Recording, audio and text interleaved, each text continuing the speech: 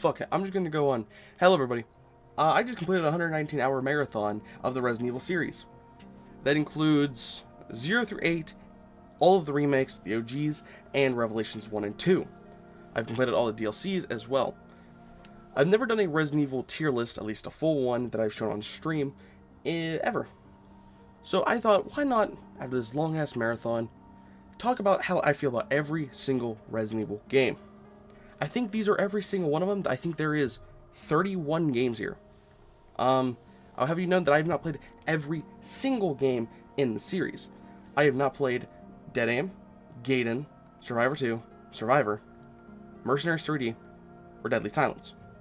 Either because of limitations by consoles or availability, or just in general of not having enough care to. These games are sideline games that are not important to the main story, at least I don't believe so. I've watched people play them, but I do not have enough playtime or experience in them to really give an opinion. I have not completed Umbrella Chronicles, Umbrella Corps, Operation Raccoon City, or Dark Side Chronicles.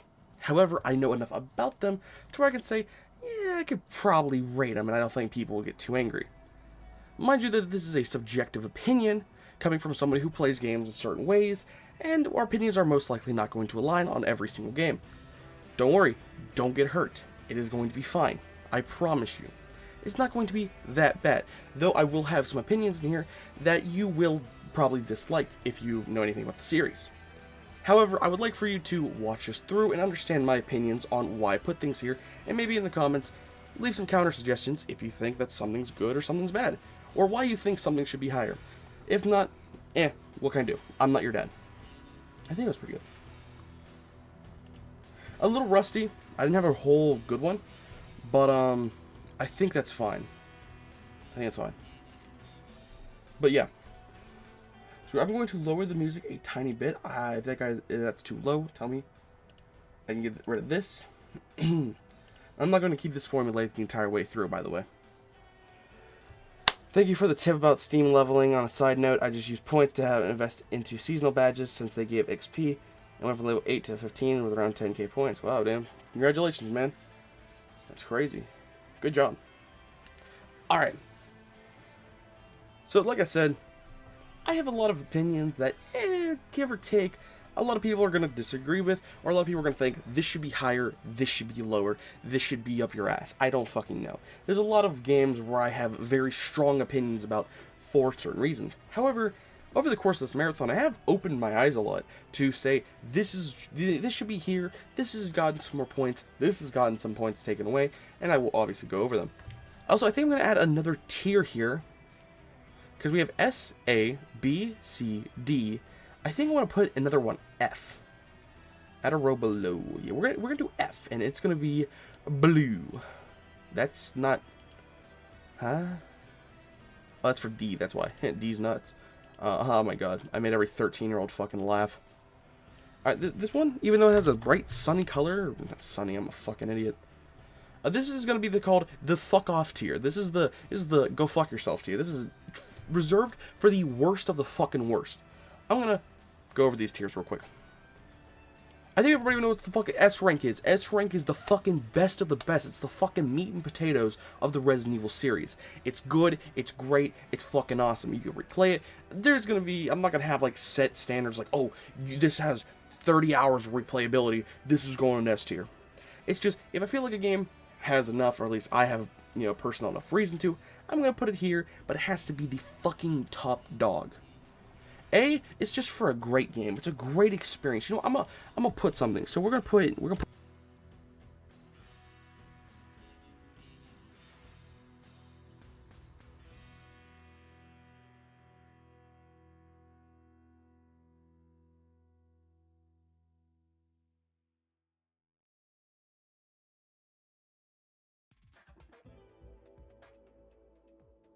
Why am I muted?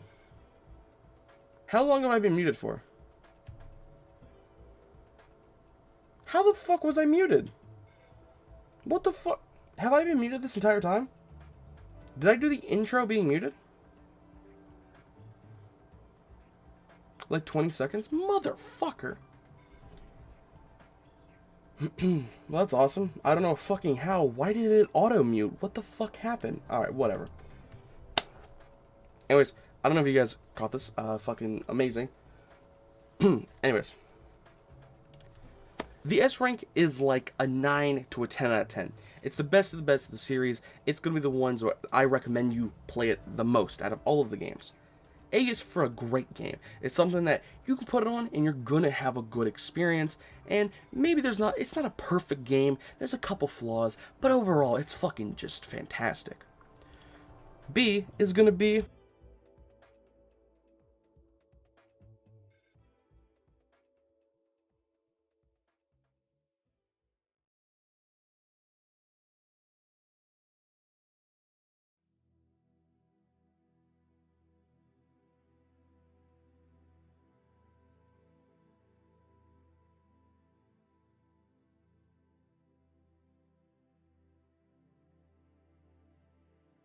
Why do I keep muting? What the fuck is happening? What? Is it M? What button is it? Do I have a keybind for mute? Motherfucker, what? Do I have a keybind for mute? I'm gonna go through all of them. M I D. Nope. G O O D. Nope. It makes no sense. Why am I keep cutting out?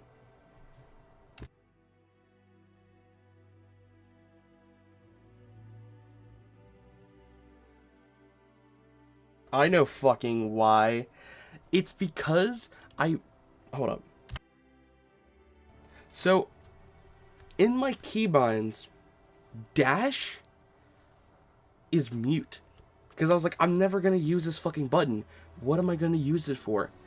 That's fucking why. I didn't even realize I had that. Ugh. Dumb. Oh, definitely need to change that one. Alright.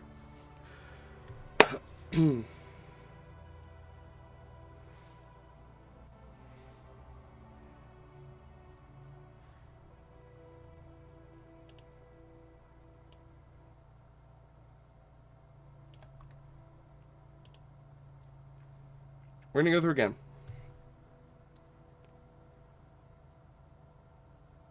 What's up, Joseph? What's up, Moon? Hope all is good, big dog. Sama, everything is dandy. Alright. I will go over all of them for the final fucking time once I have them all down.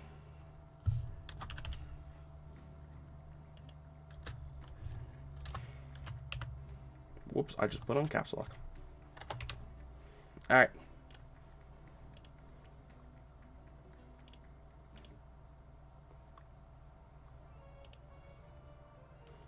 Alright.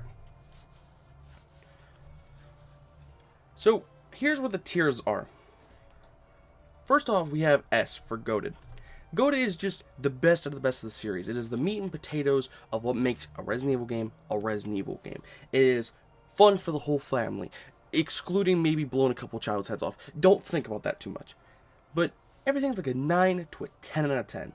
It is solid. It is the best experience. A is for great. It's a fucking weird-ass alphabet. It's just for anything that's like 8 out of 10. You know, there are a couple flaws within it, but overall, it's fucking fantastic. At the end of the day, you're gonna have a good time playing it. Next up, B for good. It's a good game, has a bit more flaws, 6, 7 out of 10 maybe, but overall you're still going to get a good experience out of it. Here though, it gets a little meh. C is for mid. It's fine, it's completely half and half, 5 out of 10 status. It's just a game that you're going to look at and go, okay, it was fine, I guess, it was decent. You know, you're not going to come through with an amazing, like, oh my god, but you're going to come through with it. There were some good moments, decent amount of bad ones. Overall, whatever. D is for meh. It's where some of these games, you're definitely going to get a lot of explanation of why I feel these way. Meh is just for anything that's like a fucking 3 out of 4. A couple good moments. Majority of it sadly sucks. And there's going to be lots of reasons fucking why. Man, it's just, there's some good parts. There's some parts where I'm like, damn, okay, that's kind of fine. But overall, it's still a disappointing game. An F is gonna be for fucking bad. This is something that I cannot look at in any way and say, this is even fine. It is just straight bad. And surprisingly, there are some of them. But a mainline game, spoils, I guess. I don't think there's going to be a mainline game in bad. I don't think any of the mainline games are bad games necessarily. Some flawed, but bad? Not really. But some of these side games, oh boy. So, I'm going to get a drink real quick before I start this tier list, and then we'll go.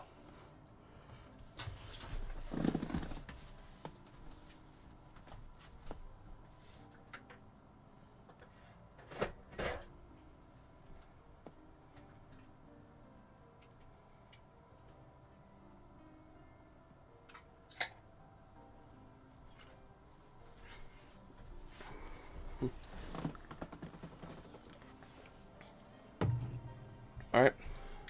Got something to wet my whistle, as all the old fucks say.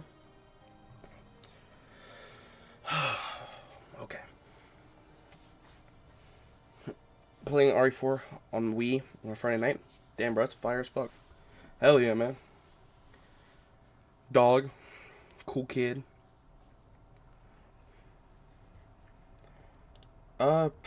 Where's Seer? Is it this one?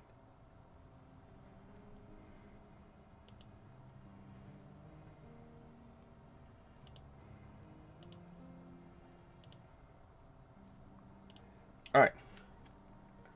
So we are starting off this list with Resident Evil fucking 0.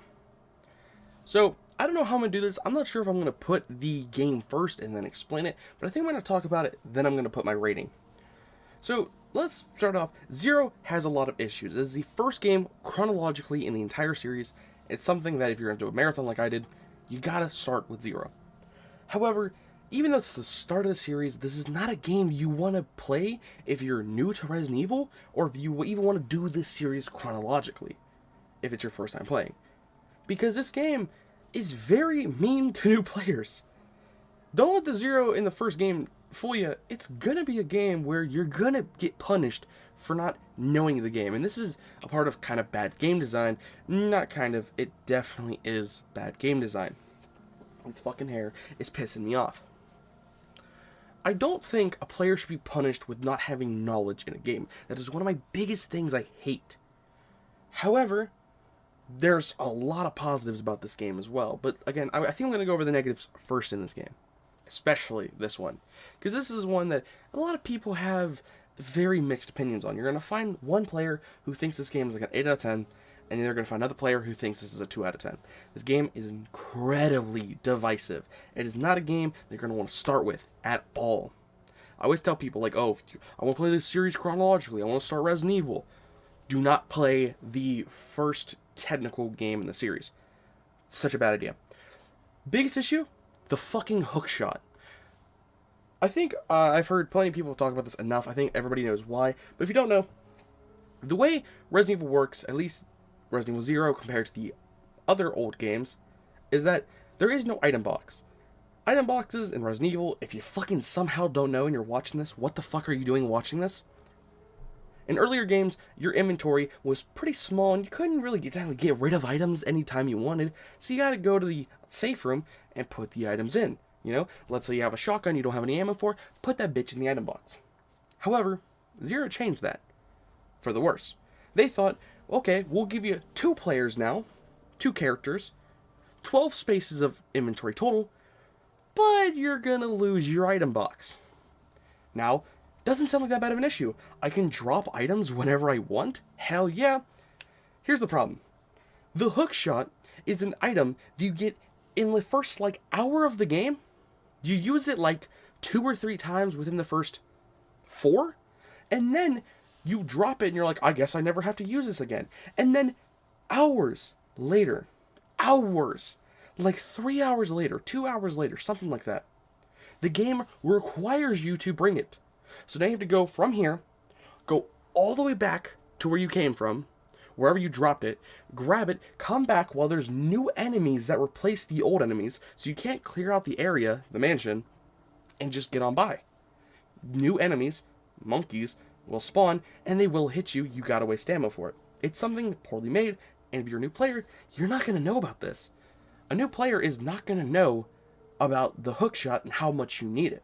An experienced player will. That's why, again, this game's not very friendly to new players, which sucks. Another issue with it is that it is 50-50 on how your game will turn out, depending on which character you bring up with hookshot. So, if you bring up Rebecca with the hookshot, simple. Takes 10 minutes to complete.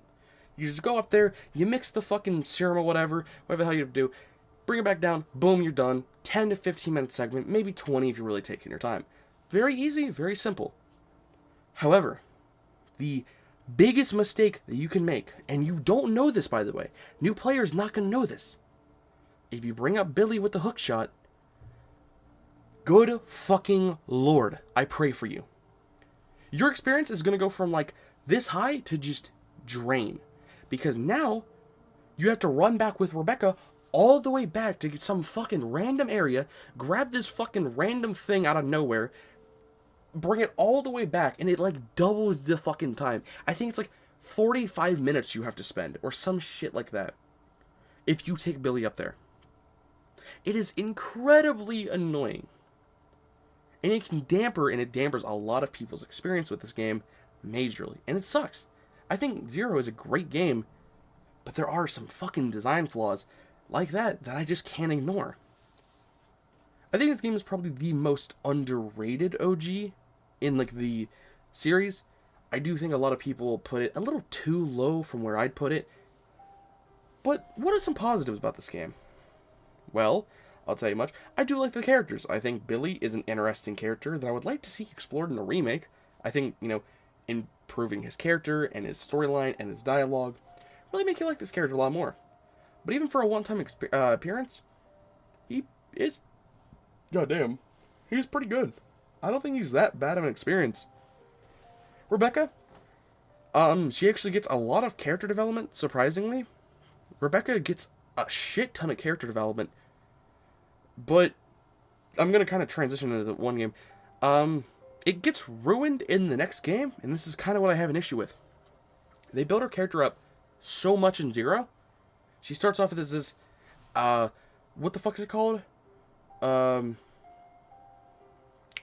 It's Alpha and whatever the fuck the other one is. She's on Team B, let's just say it. And, she's a rookie. This is like one of her first days on the job. She's like fucking freshly out of school, basically. This is her first mission. And what do you know? Fucking zombies and shit. But she actually learns to, she adapts to the zombies very quickly. She's the only surviving member from the second team. Everybody in Alpha Team, besides like 3 or 4 characters died. And everybody in B, besides Rebecca, died. So the fact that she survives it just makes her fucking goated. And she's a pretty fun character overall. She can get a little bit annoying, but I don't think it's terrible. I think she's fine. What's not fine, though, is the fucking new enemies they introduced in this game. This game, one of the other games in the earlier series, which I think the new enemies completely fuck over the experience again. Every new enemy they add is terrible. They add the frogs, which insta-kill you, will fucking grab you out of nowhere, and your AI partner is too stupid to shoot them, and you'll die. I've only died by them once, though, and they are kind of avoidable as long as you, go down the ladder, and if you see them spawn, go back up really quick, or you just fucking race it to the next room. They're not the worst. However, what is the fucking worst are the goddamn monkeys. Monkeys are fucking terrible. In every sense of the word. They're small, their hitbox is fucking terrible. They're fast, they're aggressive, they fucking can hit you, 2 times. By the time you, get your gun and shoot it, or, aim it, they can hit you, 2 times and just permanently stun lock you. Your AI partner, thank God, hopefully there's not 2 of them, will have to fucking protect you. They are terrible. Thankfully, they only have to deal with them for a very small amount of time. I think you, kill, 5 of them total, maybe. But 5 is too much. You needed like 1, and that would have been okay. Even if there's only fucking 3, it's too much. That's how much they suck. Zero's enemies are fucking... they're just not good. The tire fights, the boss fights, they're solid. They're fine. The train section is very fun. I love the train section. It's one of my favorite areas in almost any Resident Evil game. I think it looks fun. I think, like, the environment is so unique. Because no other game are you on a train, constantly moving, you can't get out. It's very claustrophobic, and there's a reason why you can't just leave, you know? A lot of Resident Evil games, you have a point to where you're like, why don't we just leave? Why are we staying here? And I'm really glad that's something that, hey, we can't leave because we're on a fucking train. Though the train only lasts like an hour. I wish it did last a little bit more, but Scorpion's really fun boss fight. Centipede's kind of boring, but this was in the earlier stages of Resident Evil when the only thing to make a boss was just take an insect, spider, centipede, fucking rat, and you just make it big. That's all they did for boss fights back in the day. Bat, I forgot about that. My hair, that's pissing me off. Should have got it cut shorter. Jesus Christ. I think there's more I want to talk about. I do think it's a little bit weird. Like, I understand why they made it to where Billy cannot mix herbs. You have to have Rebecca do it. It's cool for character dynamics, but at the same time, doesn't matter. Also, Billy has more HP than Rebecca, and this is going to harken back to what I said earlier about the hookshot being terrible. So, you're kind of like learning whenever you play through R0. You're going to want to take Billy into rooms. Billy is like your main guy. Rebecca is your backup. I like playing with Rebecca more, but that's just the way the game is intended to be played. Because Billy has more HP, he's tankier. I'm not sure. I think there's something with the criticals about, like, Rebecca can shoot, like, or get more fucking criticals. I'm not fucking sure. But he is tankier, so you're going to want to go into a room with Billy first. You know, he's going to take the brunt of the damage. However, that means when you're in the hookshot area, when you are deciding who you're going to send up, the percentage, the chance that you are going to send up Billy, which is the bad one to send up, over Rebecca, the one who gets damaged easily, versus the Brute, you're going to obviously choose the Brute, but it's going to fuck you over, which I think leads to a lot of people disliking that section. And some people can never get past that section. And it makes sense. If they would have made Billy's section up there not nearly as tedious or annoying, or make the hookshot a thing in general, then I'm not minded it. Mind you, this is not a co-op game, but it does feature 2 players. And I do actually like the sections when they're split up. One of my favorites being very early on in the game, in the train, whenever you're playing as, well, whatever character, whoever connects the lines gets thrown down in this, like, tiny room, and the other person has to go fight a boss to get you freed. I love that idea. Even if it's your first time playing, it's a good surprise, and it kind of lets you know this is going to happen a lot. You are not going to be with your partner forever. And I think it's a really good positive. It means you're never safe. You don't know when one of your characters is just going to go bye-bye. Which can also be kind of bad. One of the bad things about that is, let's say you're playing as Billy, and you have a shotgun, a magnum, and a bunch of shit. But if you connect the power lines going into the laboratory, you're going to get knocked unconscious, and you're going to lose controllability for like 30 to 45 minutes. So that means your shotgun, your magnum, whatever you have is no longer available. Which I think is a little bit more bullshit, but I think, again, it kind of evens your odds, and it's like, get ready for whatever's ahead of you. You know? And I think because the game knows that it's going to happen, they give you more pistol ammo, because you're not going to keep 2 pistols on one player. That's just not going to happen. You know? And if that happens, that's not the game's fault. That's your fault for being irresponsible with your guns. But at the same time, it can get a bit annoying. Again, an experienced player will be able to work around this, but a new player, not so much. And this is what I'm talking about at the end of the day. I think that RE0 is a game that caters to more hardcore players and players with more experience in Resident Evil games more than new players. However, again, the issue is this is a game that a lot of people, if they're not into the series, and they're like, I want to play RE, what game do I play, or should I do it chronologically? A lot of people might choose Zero. Again, it is the first game. It's just not a good choice. So overall, I think I've talked enough about Zero. I've given a lot of pros, a lot of cons. I think the game overall is very underrated, if not the most underrated game. No, I will not call it the most underrated. There's another game way further along that I gotta talk about. Overall, Zero, So, it's definitely not bad, not a meh, and I do think it could go in mid. However, I'm an RE0 apologist, alright? I think, for as much as people can hate Zero, and I used to be one of those people who used to hate Zero, I used to say this shit was in D. However, my opinion, this game, a lot of flaws, but this is really good. It's a good game, it should not be your first game. Fuck it, watch a playthrough and then play through this. I think this game is good. I'm putting it in B tier. Mind you, this is a subjective list. This is not objective. Fuck objective lists. Oh yeah, why would I want to fucking agree with what everybody else puts? This is what should be up here. Fuck that. I think Zero is a good game. Some flaws, shitty enemy design, and even a story that could have been worked around well, and I think a remake could fucking make this game even goated.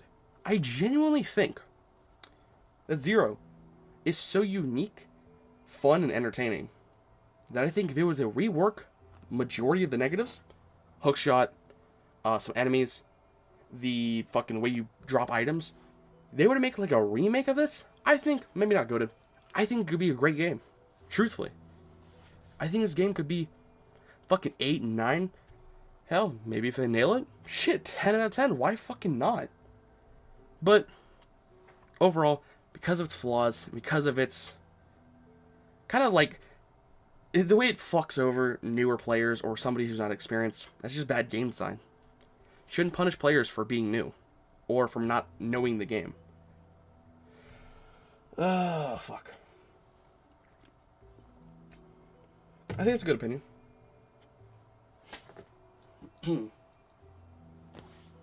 Good review, man. Was it that good? Was it good for you too? Alright, next up. Resident Evil OG. So, real quick. Actually, no, I'll go after that later. So, here's the biggest con about Resident Evil 1. Some people are going to say this is not a con. Personally, I do. Resident Evil 1 is inferior to the remake. I mean this in every sense of the word. There is no reason to play this game. One remake gives everything and more. I don't want to look at a remake and say there's no reason to play the OG because the remake has everything. And I'm not talking about better gameplay or better graphics. I'm talking, it gives you the cake. You can keep the cake and you can eat it too with the remake. The OG, when I go back to it, I'm like, oh, that's not in?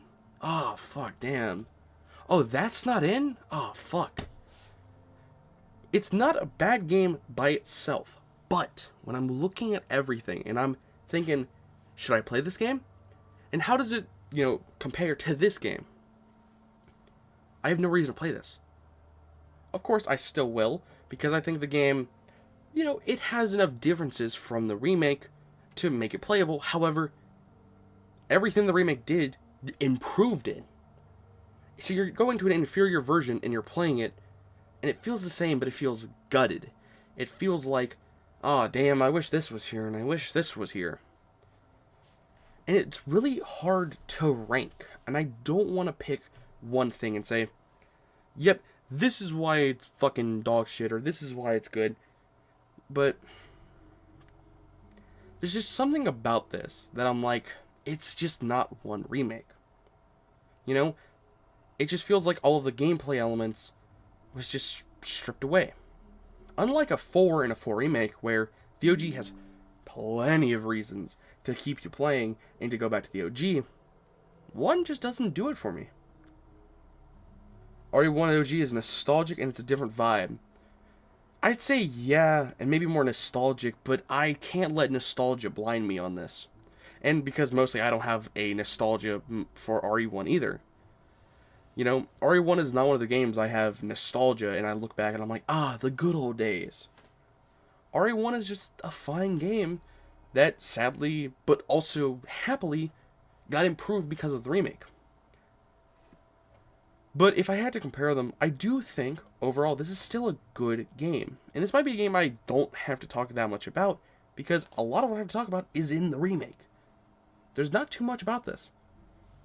Because everything I say is just going to be kind of negative. Now, again, you do have to pay respects. Let me put it back down.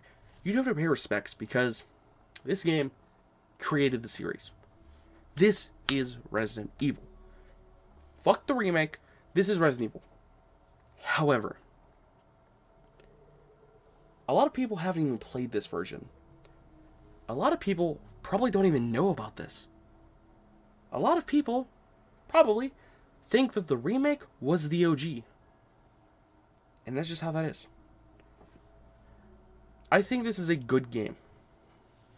I think it is something that you can play and enjoy and love it. And you can pay respects to it. However, it is missing some of the things that the remake has that you just look at and you're like, ah, fuck, I wish this was here because of this and that. It's still solid. I don't have too much to say about it. I don't want to drag this on about just, oh my god, the remake is so much better. But yeah, I'm very curious. So this is what I wanted to search up.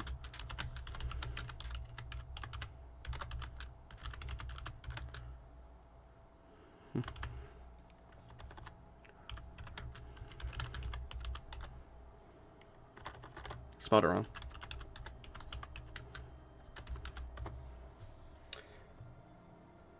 What is the difference between 1 and Director's Cut? I'm not joking. I have played both of them. What is the difference?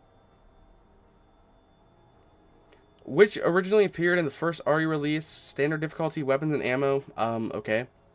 Similar to the original, but the main difference that is obviously easier. Double the ammo is given to. Okay.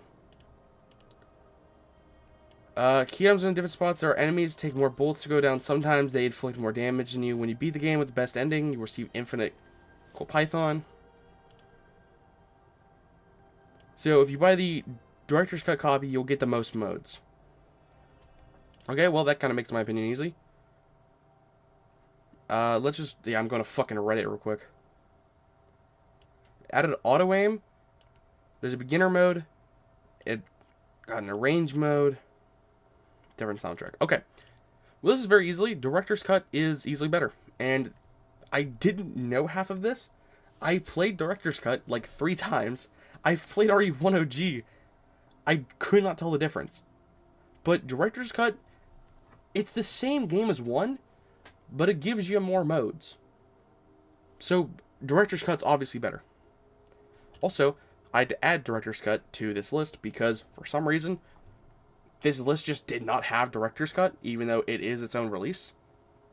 But, okay. But Director's Cut, it's just 1, but better with more modes.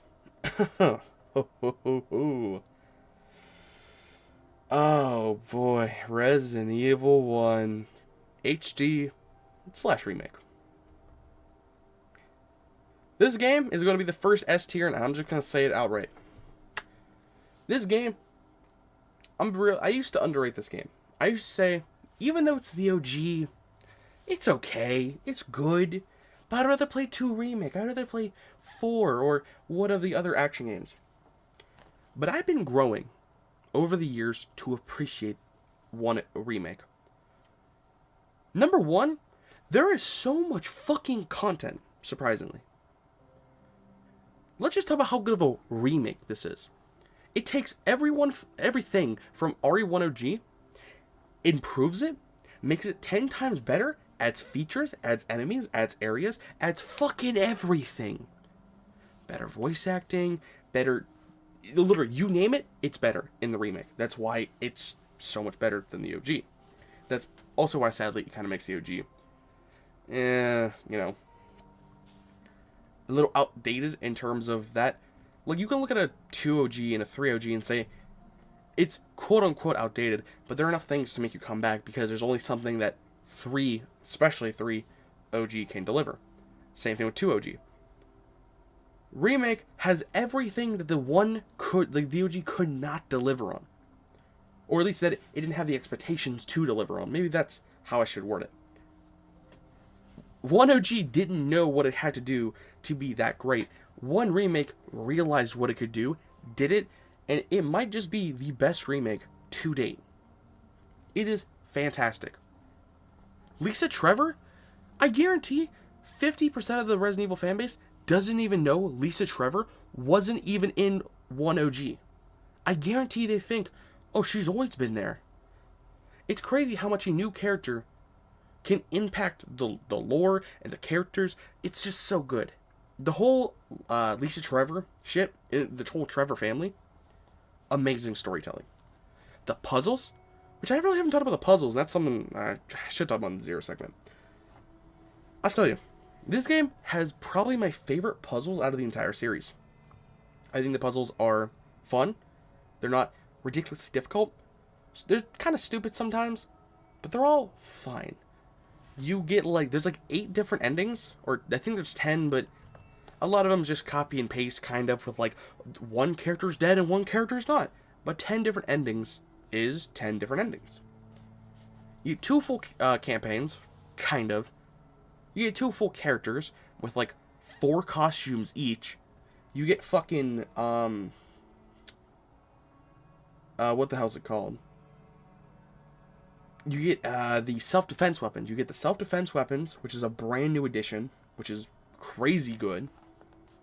The areas are scary, and in my opinion, it is still the scariest Resident Evil to date. A lot of people say that's 7. I don't view it that way. I think 1, with its large spiders and atmosphere, is a lot scarier than 7 is. Maybe that's just me being stupid. Maybe that's me just not... Maybe it's me just having arachnophobia. But I think 1 remake is a lot... It's fucking goated. Sadly, it is, for maybe some new players, a little outdated because fixed camera angles, gameplay like that, not being able to aim with third person. Sadly, it's going to drive some people from playing it. Sadly. However, I still think this is the fucking one of the GOATs of the series. If OG made the series, this improved and really made the series. I think this came out in 2002, and it stands as, I'll say it, the best remake. I love it. I think everything about this game is a fucking solid 9 out of 10. Now, I'm gonna lie, me personally, I'm not a huge fan of fixed camera angles. I think fixed camera angles are annoying. Maybe I'm not a real Resident Evil player, but I just don't fuck with them that hard. However, if I can look past the fixed camera angles and say, I will play this out of any day of the week, and I will have an amazing time, it's fucking insane. The music's fucking solid. I don't know whoever fucking made the RE music, but they need to get a fucking raise. Alright, whoever did.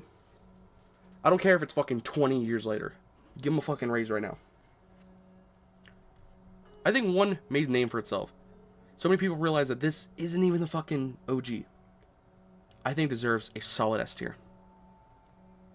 If someone is new to Resident Evil and they want to start playing it, they start with this one.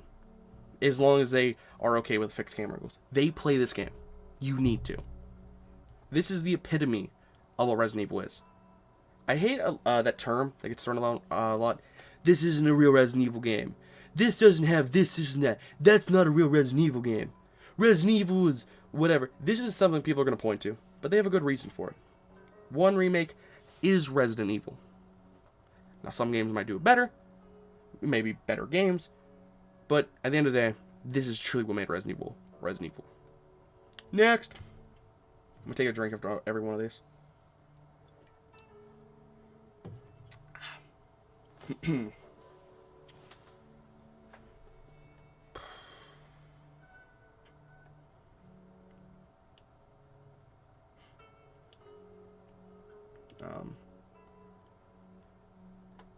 Did I went through 15 already? Goddamn. Try to make sure my throat's clear.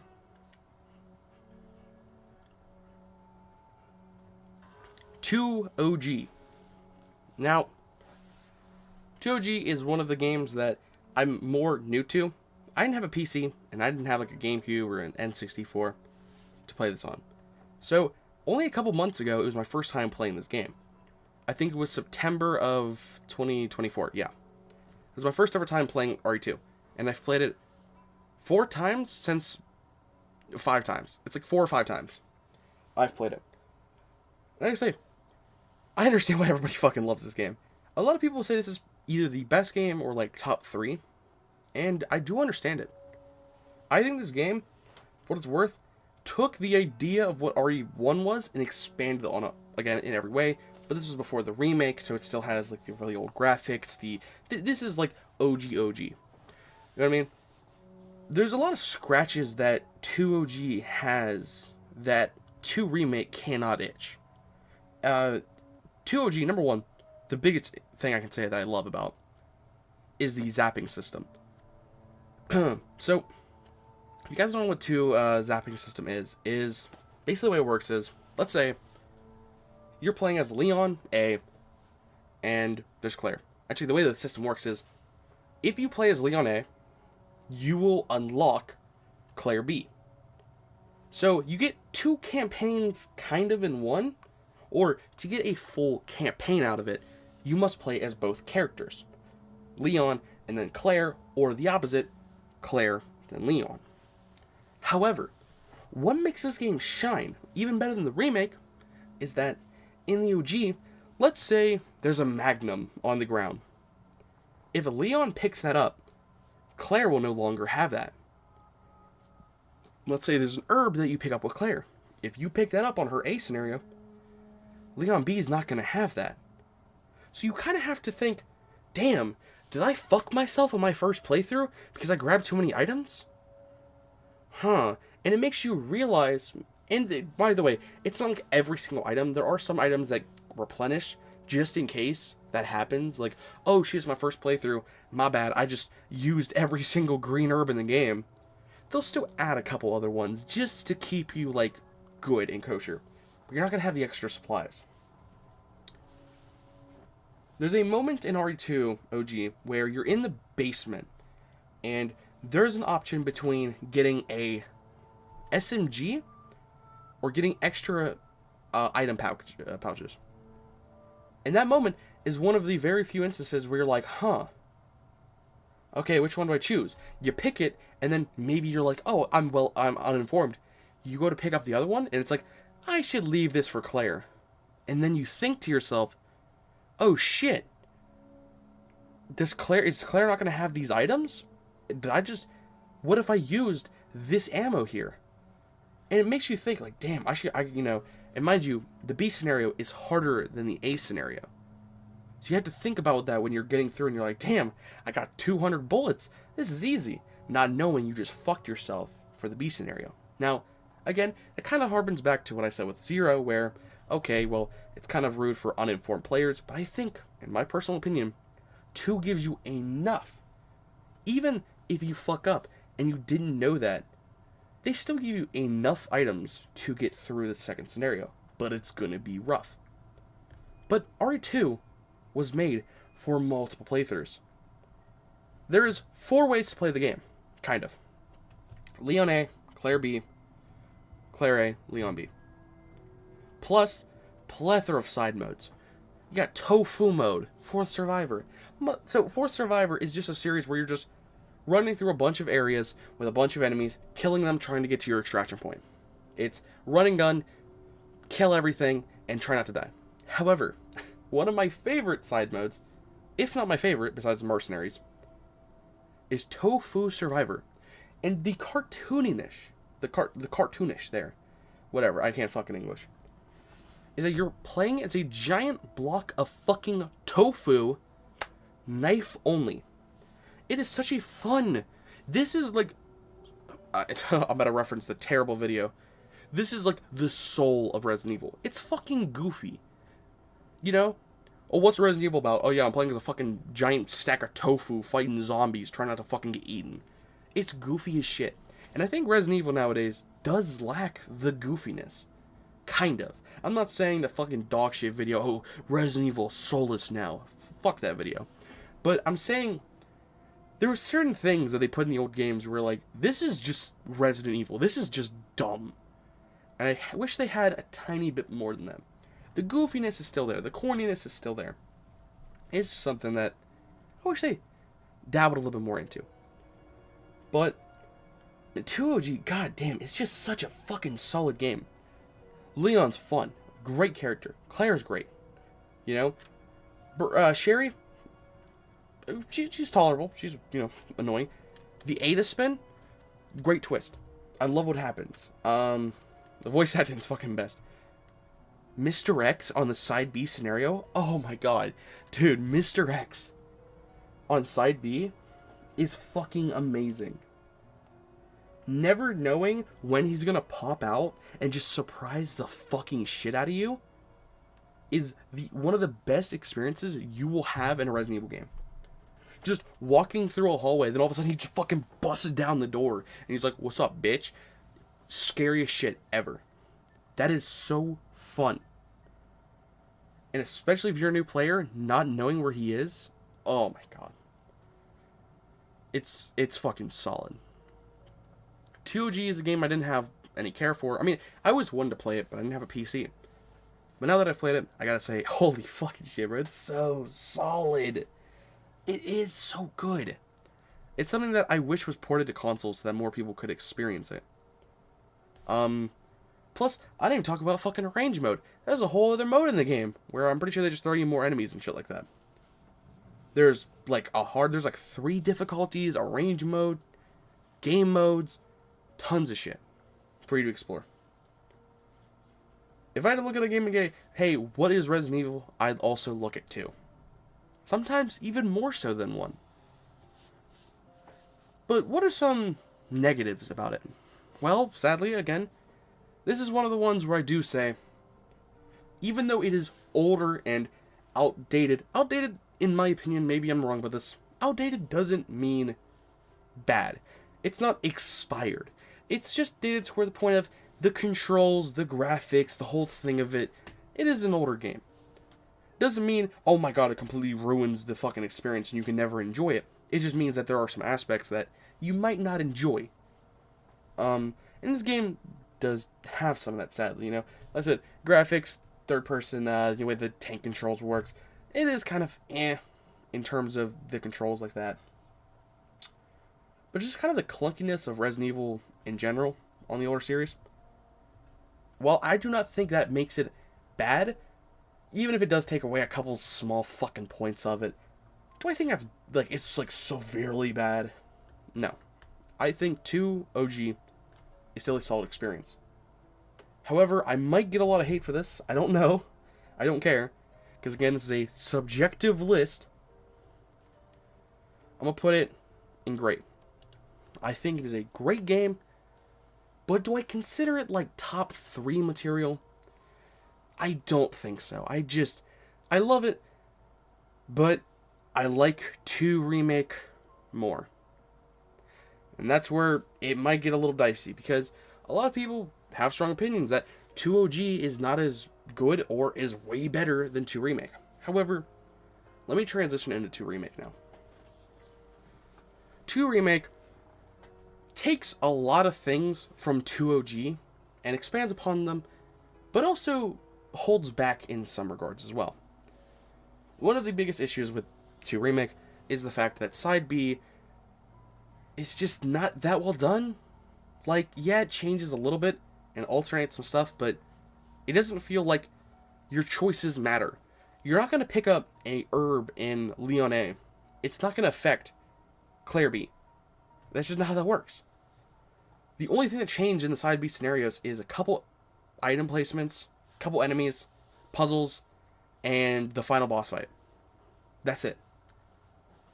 I think that's it.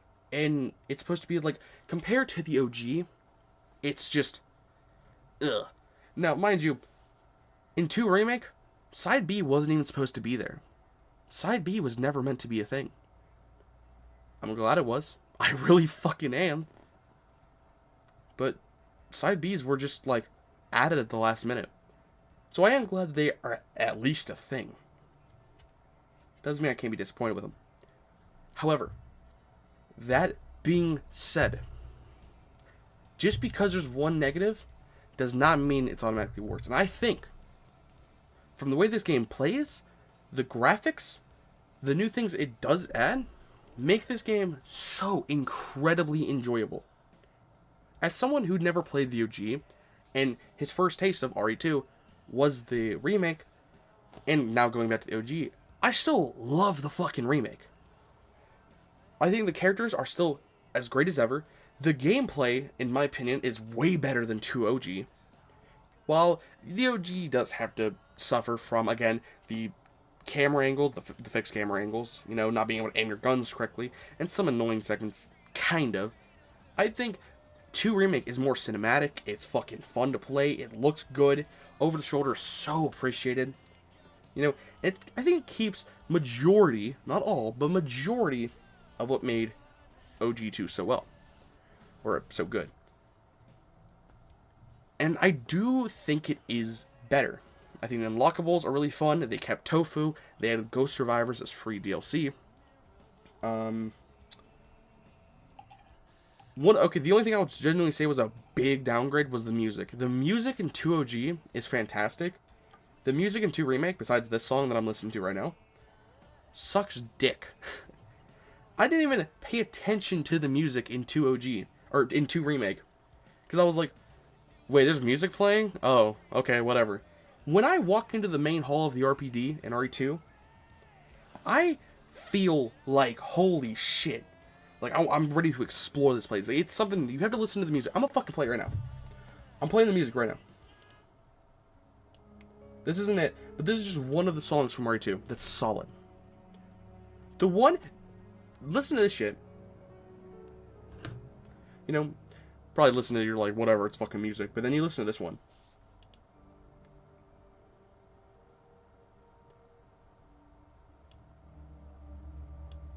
It just does not have the same feeling.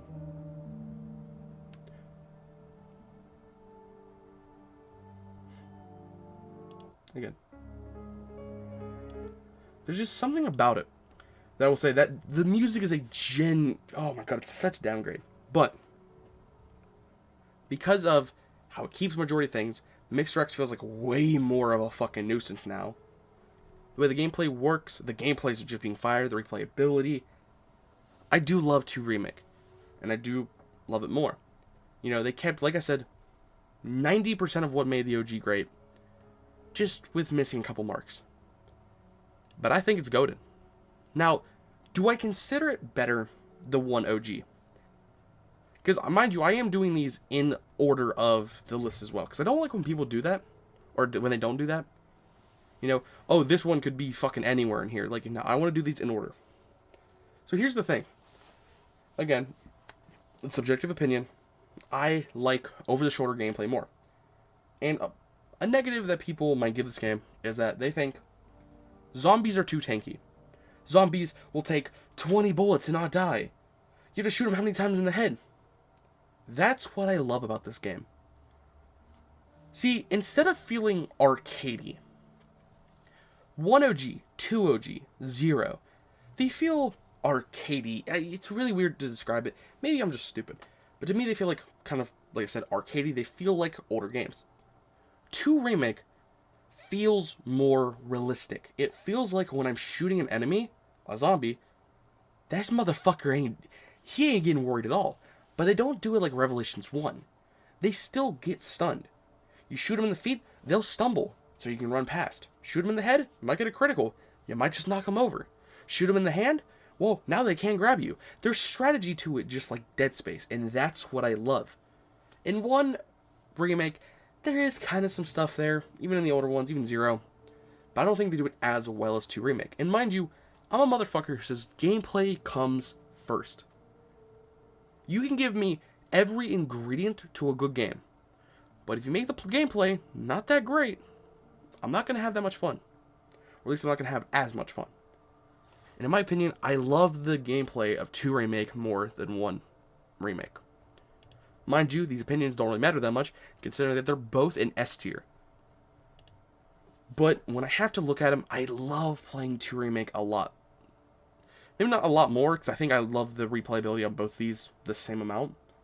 But I just enjoy the environment, the characters, the graphics, the gameplay, not the puzzles, the puzzles and the music are way better in the OG.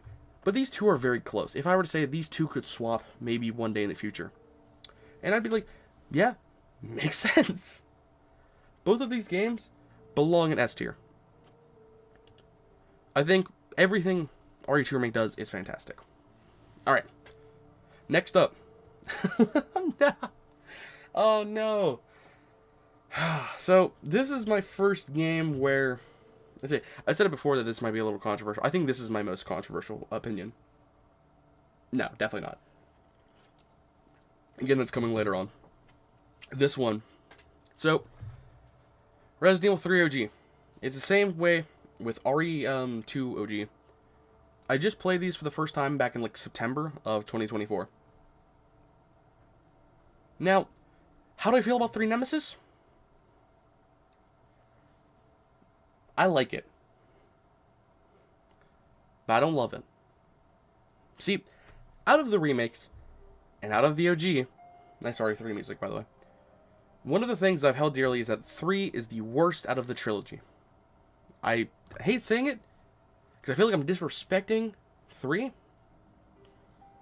but I do think 3 is the weakest out of the trilogy. However, does not mean it's bad. So let's go over some positives of 3 OG. What's up, Kush? First time I played RE2 was when I was a kid on Sega Dreamcast port. So awesome.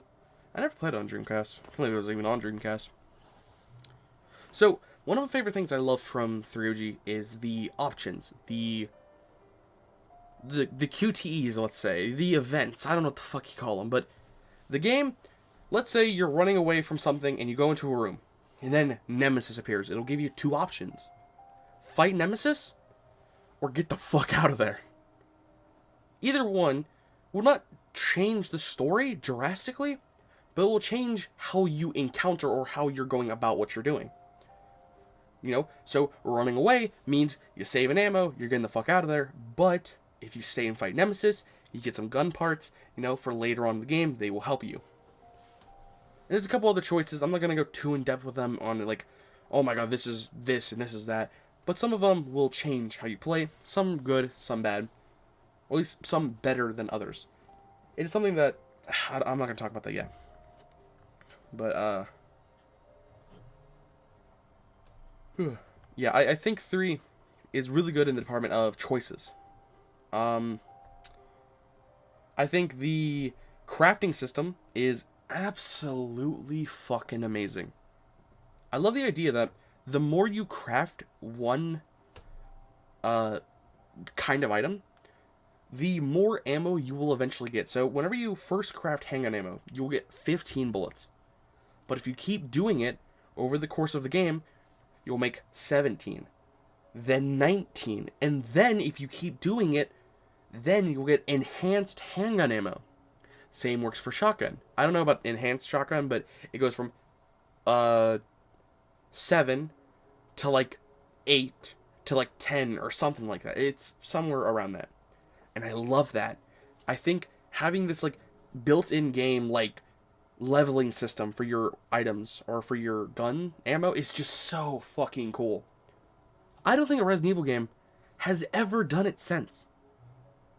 Why? Why have they not done it since? It's so disappointing. I love the idea that the more you make pistol ammo, the more you're going to get rewarded for it. You know, you can craft... This is, by the way, the only time I think ever besides RE5 and 6 where you can freeze enemies. I don't know why this hasn't been in more games. I love the idea of freezing enemies. Why is that not a thing more? I think Nemesis, again another highlight, Nemesis is fantastic in terms of being a constant threat. Now, I find him personally annoying as fuck in this game, but he is the threat. They set out and they accomplished what they meant to do. He is somewhere where you are never safe in 3. That is something that they get across to you early on as fuck. In 3, you are not safe. Nemesis will follow you everywhere. He will follow you in the RPDs. So back in the day, let's say you're playing RE2. Let's say there's 5 zombies chasing you. You go into a door, they're not there anymore. They're back in that old room. Nemesis says, fuck you.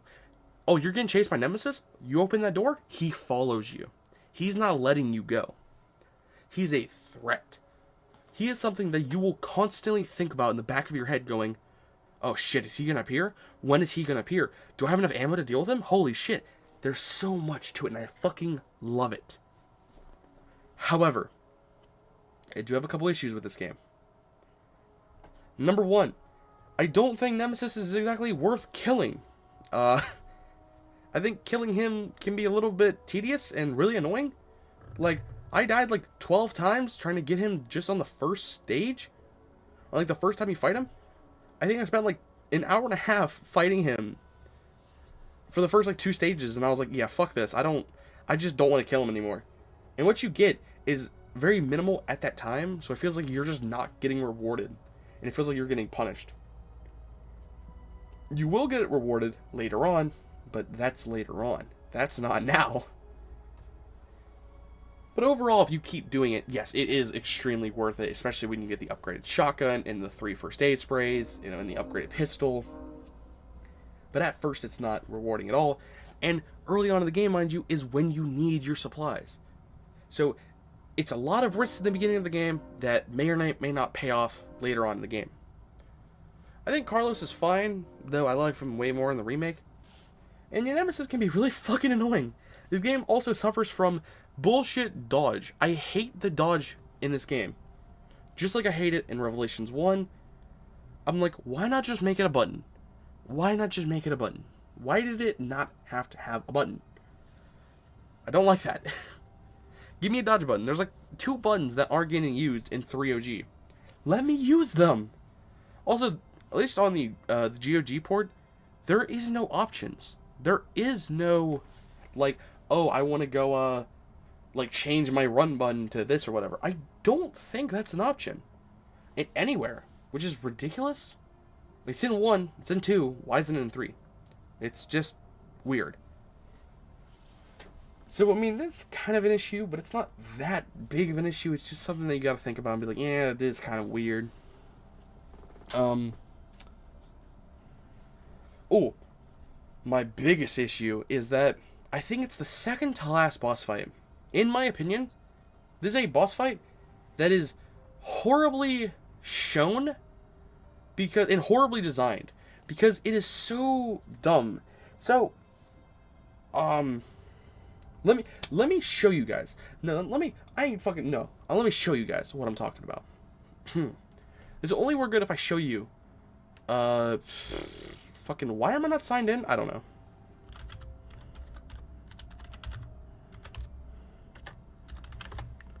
What the Moonlight film? What the fuck is this?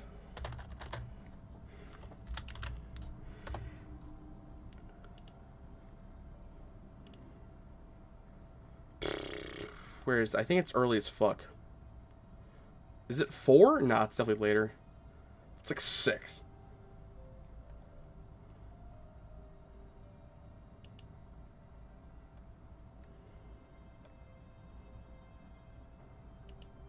Here it is. This is the bullshit room right here. I hate this. So if you guys pay attention to this, watch this shit play out.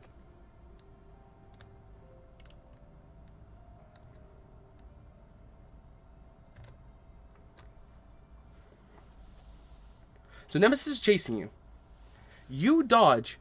He smacks that, and that spits out acid and hits him, right? So what does your mind immediately go to? Well, your mind should go, if you're a reasonable fucking person. In order to kill him, you must dodge when he's attacking in front of a pipe to have him break it and spit acid on him. You think that's how that worked. That's what it shows you, that's what you should do. It's using a feature of the game that the game has taught you. You should use this to do it. However, that's not how you do it. It's so stupid. That's not how you kill him. You know how you kill him? You get him in front, and then you just shoot it.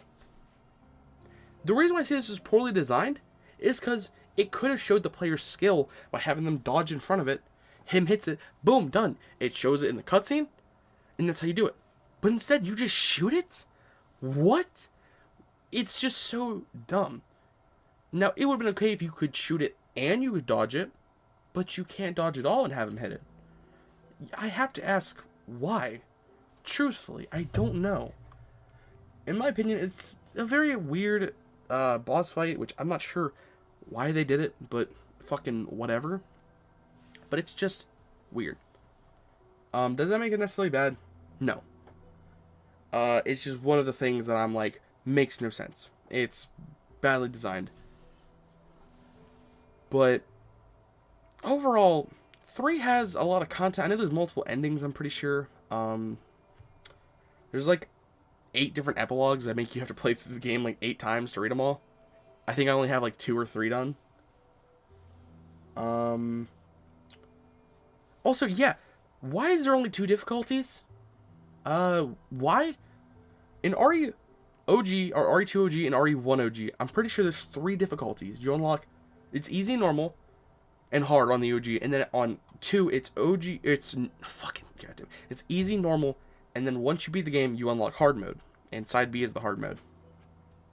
However, there's only 2 difficulties on 3. Why? Why is there only 2 difficulties on 3? Makes no sense to me. Like, every other game has 3. It's like the base difficulty is 3, and this has 2. It's just one of those things that you look at and you're like, why? However, again, that does not mean it's bad. It's just some of the points I gotta take away from it.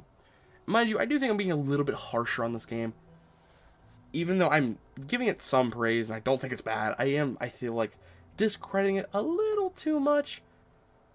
But, yeah, you know, where do I put this? Also, this also is one of the games where it's like, it just throws you like 40 enemies in every room, and it gives you a bunch of ammo. Like, that's cool, but that's not why I play these games. You know, just giving me more enemies to kill is not exactly making me happy. But where do I put this? In my opinion, 3...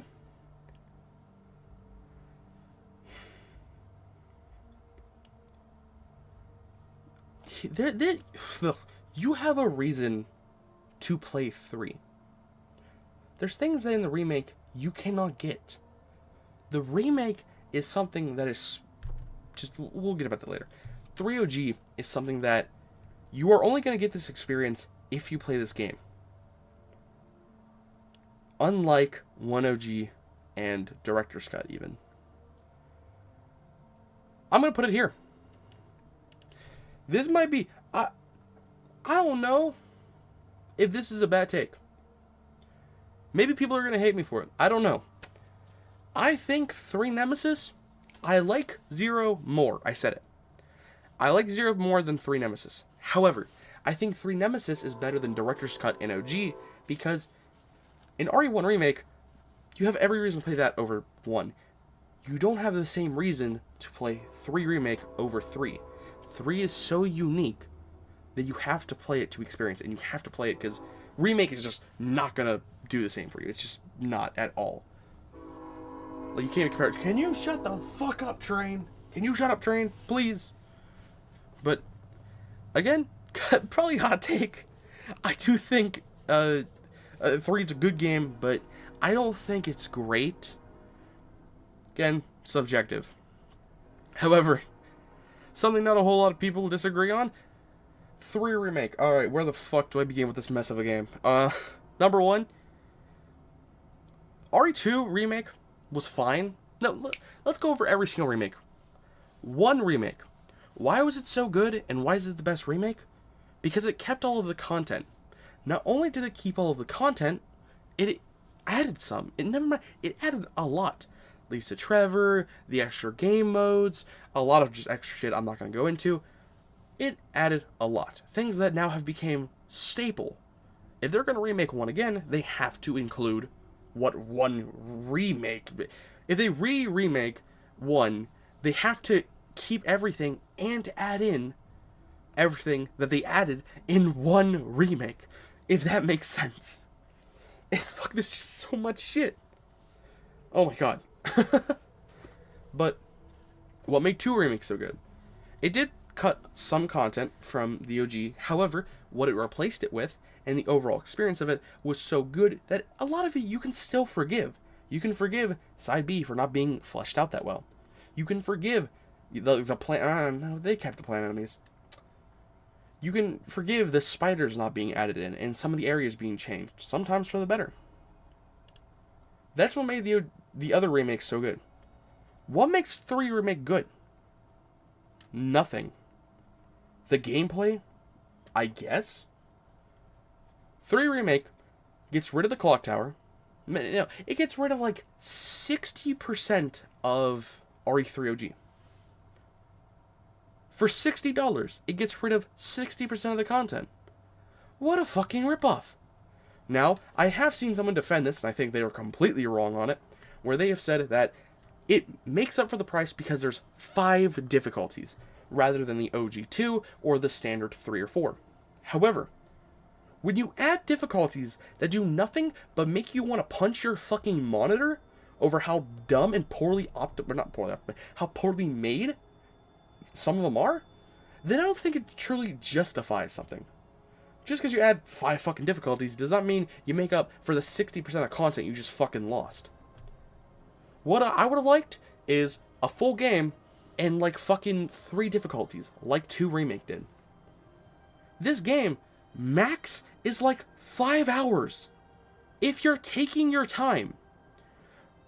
Nowadays, it's not that bad because you pay like $20 for it. Boom. I bought this shit on fucking release day. Or no, my bad. It was like a week later. I bought this shit for $60 back in 2020. I got 5 hours of content. And then it's like, oh, here you go. Replay it again. And then replay it again. But let's just not... I don't even want to talk about Inferno mode. Inferno mode makes me want to tear out my eyeballs with a fucking spoon. An Inferno playthrough is going to be like 8 hours. A full game, right? No. You know what you're spending 2 of those hours doing? The final boss fight. The final boss fight on Inferno difficulty, new game, is fucking ridiculous. It is so annoying. You'll get stun locked if you get hit once. The gameplay is so tedious on the final boss fight.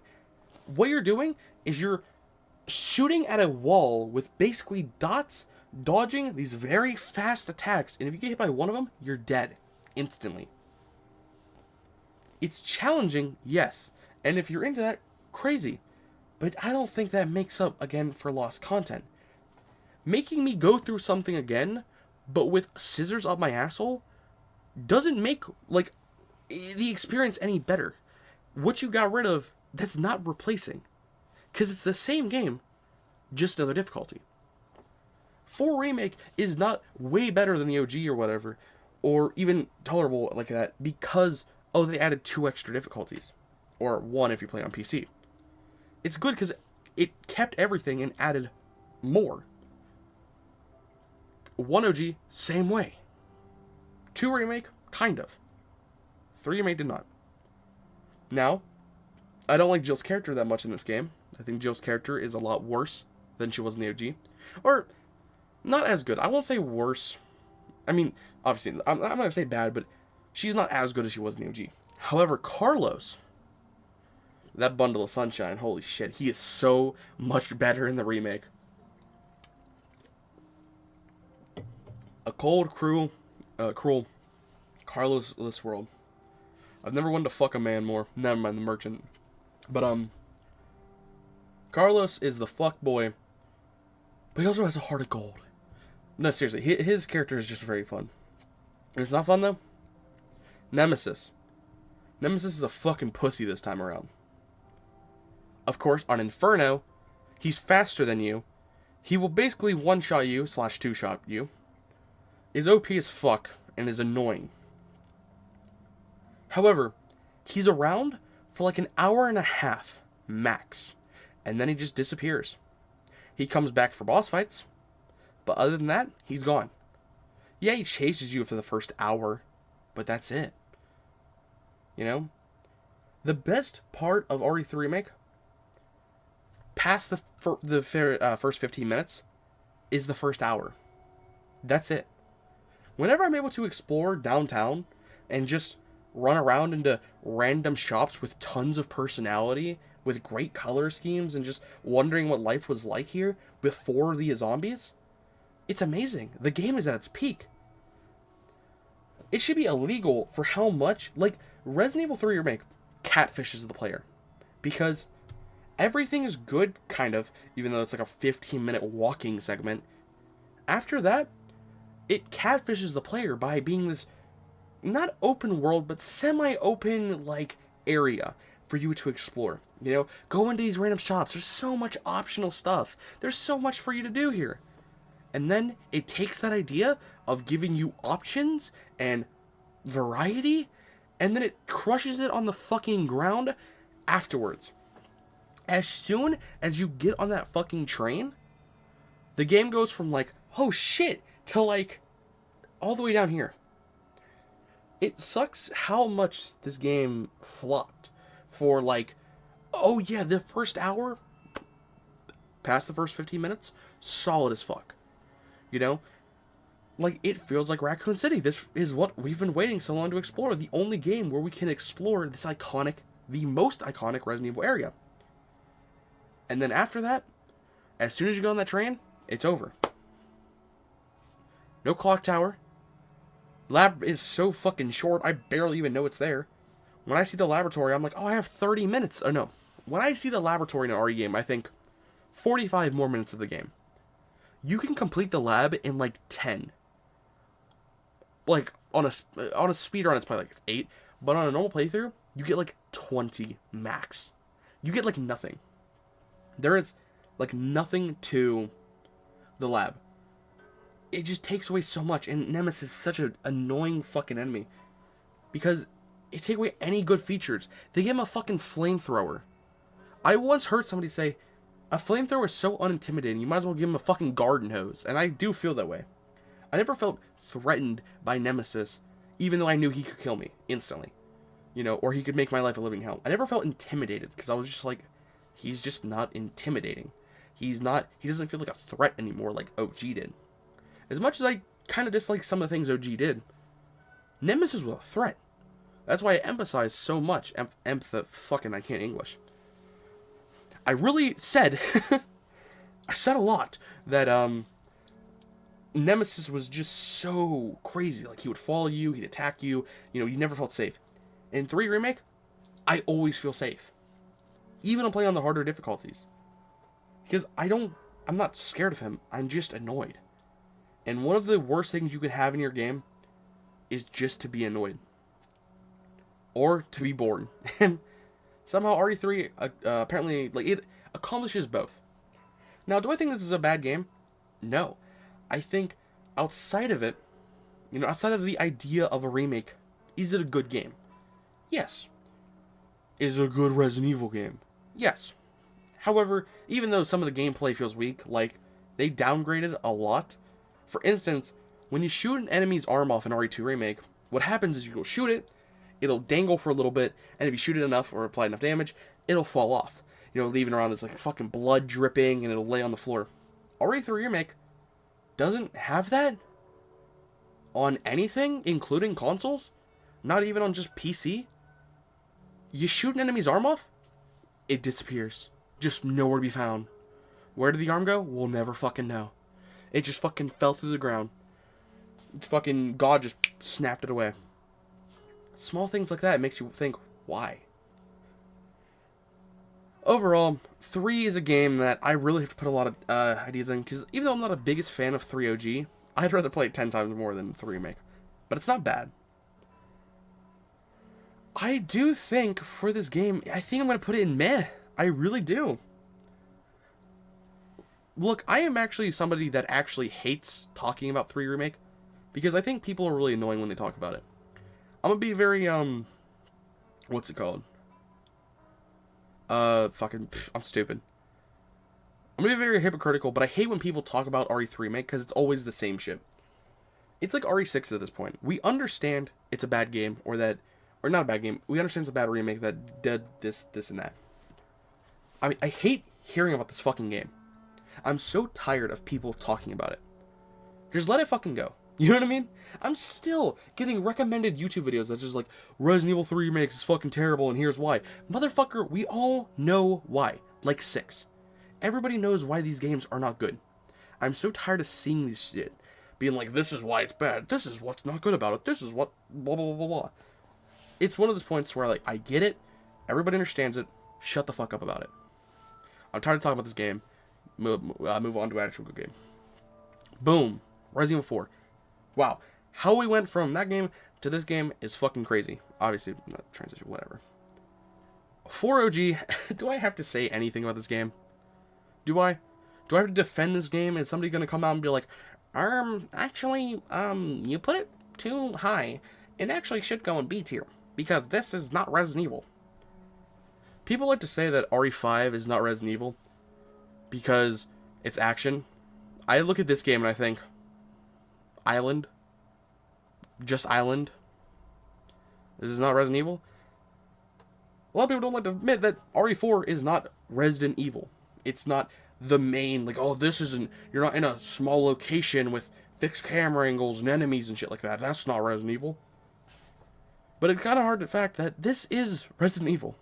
Matter of fact, this is the most, I don't think it's the most popular. I still think 5 is. Is it not? I think RE5 Remake sold, or RE5 OG sold the most out of any Resident Evil game. 4 OG, however. Oh yeah. This game is beloved by everybody, or at least it should be. It's a solid game. I really don't have too much to talk about because what the fuck? I've glazed this game for as long as I can think. I have nothing else to talk about. Like, good game. Oh no, RE4 OG, he's calling it a good game. What a fucking base take. Like, there's really not much to say.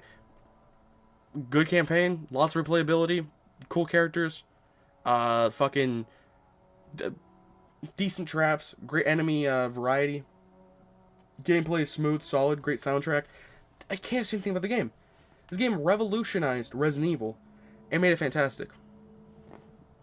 Now, this is my personal favorite Resident Evil game. I know, hot take, crazy, but I don't care. It's a game I have the most nostalgia for, and even though this is my opinion, I still really don't hold too much about it, even if I'm doing subjectivity. I don't really like to include nostalgia. And I really don't have too much nostalgia for RE4. Because usually with nostalgia, it's for games that I don't play that often. So I go back to it and I'm like, oh my god, I can reminisce. But I've played this game for like 10 plus years. Like, not straight, but 10 plus years. I'm not nostalgic for it because I just play it every month. Like, you know what I mean? I complete this game on average probably like 8 times a year. At least. It's just, I don't know. But this is my favorite Resident Evil game. And in my opinion, I think it's the best Resident Evil game. Now, out of this we'll have some discussions about some things, but I do think this is genuinely the best. It's that simple. I know it's not that hot of a take, but I do genuinely think this is goated. RE4G? Fucking chef's kiss. And now, here's where I don't know where to go with this. This is the game I'm most dumbfounded with, because I'm going to lay it out. Well, I'm going to spread your cheeks and really just give it to you and talk to you about it. I'm singing you a symphony right now. RE4 Remake, on paper, is a better game than RE4G. On paper, and objectively, it is. I have to say it. The replayability, the characters, the graphics, the gameplay, the small tweaks within it, the parry system, everything. Besides the music. The music, I think, is a little bit more of a downgrade from the OG. Other than that, I think everything from the RE4 Remake is a positive. At least plus. However, I still think there is a piece of Resident Evil 4 that made it so iconic. I can't put my finger on it. I can't finger it properly. However, there is something about 4OG that sticks as this is Resident Evil 4. This is the one.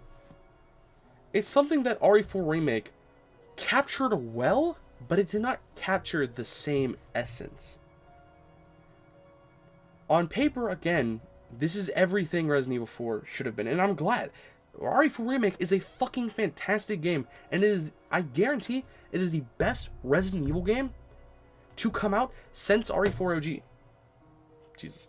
And it is now currently holding the best Resident Evil title as of really late, or even in general. RE4 OG and Remake, both of the games revolutionized their respective counterparts. Maybe not revolutionized on much of the 4 Remake, but it raised the bar so fucking high that whatever they're cooking up, they fucking have to match it. Because I'm personally not going to be disappointed if RE9 comes out and it's this tier in B or is A. Because personally, I don't give a fuck. I love Resident Evil. I'll play every game 50 times over. I don't care. You know? As much as I don't like RE3 Remake, I've played the game probably 20 plus times. You know? Like, I love the series, so it doesn't matter what they come out with. But for Remake, the bar they set is so incredibly high. The only issues I truly have with it is the voice acting for Ada. People don't like Krauser's voice acting, but I actually love it. I think the fucking gravelly, I'm not sure what it is, gravelly, whatever. His voice is so fitting for Krauser. I know people don't like it that much, but I do. I genuinely love it. I feel like, you know, this is it, soldier. Like, this is fucking, like, I love it. I just can't put into words how much I love Krauser's voice. You know, and yeah, some of the villains haven't gotten as much time to shine, but I really don't care that much. It's one of the things with 2 Remake as well, to where there are negatives within 2 Remake. However, the positives can outshine it by so much. I used to say, oh, RE4 Remake, it's a 9 out of 10. Truthfully, I think RE4 Remake, even for its flaws, is a 10 out of 10. Truthfully. I have 500 hours in RE4 Remake. That bitch just came out 2 years ago. 500 hours of my life. And I would have more, but I actually had to give myself a break. I literally had to go, hold up, wait a minute. Let me take some time apart from this game so I can come back and appreciate it even more. I played this game straight for like 7 months. I played this game from March to like October of 2023. Straight almost. Like, I played it so much more off stream than you guys realize. I've streamed it like 80 times. It's fantastic for challenges, playing it through normally, modding with randomizers. It's so fucking solid. If somebody is a new player and they were like, I want to get into Resident Evil or I want to play a really great game, play RE4 Remake. You don't even have to like Resident Evil. You don't have to like Resident Evil at all. You can fucking be like, that shit sucks. And you could still play 4 Remake and have a good time. Because, I guess maybe it's just not Resident Evil, but it is just so solid with everything it does. I love it. It takes 4OG and it pushes it further beyond. However, again, even though on paper, objectively speaking, 4 Remake is better than 4, even especially with separate ways, in my opinion, I don't think it truly captures the same essence, because it's impossible to. Just like 1OG could not get completely recreated with 1 Remake, but this time it's 20 times the amount of RE4 over RE1. I do think RE4 Remake is better than 1 Remake and 2 Remake, truthfully. 4 Remake is fucking solid. It is so good. And arguably, I would not give a fuck if somebody put it above it. I am not afraid to call this the best Resident Evil game. I don't think it is, for me personally. Objectively, I will say it is a better game and it is the best game in the series. Objectively. But in my opinion, it's right behind it. They're both 10 out of 10 games. I don't care. They're both 10 out of 10s. However, OG just shines a little bit brighter. Now for my most nope, still not most unpopular opinion, Resident Evil 5. Now what do you guys think I think about 5, huh? A lot of people love and hate this game. Some people hate this game, some people fucking love this game. Let me catch up with chat real quick. RE3 is a good game, depends on the player's perspective. I'm guessing you're talking about OG. Yes. It is good. It is great even. But I do not think it's like amazing. Halo OG smacks with some music and bowls. I've never played a Halo OG. I've never played really Halo at all. I don't know if I've played a single Halo game. Playing the Halo 1 remake and packing OG bowls? If I had any butt, I'd be packing a bowl, but my plug has kind of just been ghosting everyone. Damn. Feels bad, bro. Get a new plug, bro. Plug! What's the best port of RE4? PC because of mods. If we're not including PC, Wii.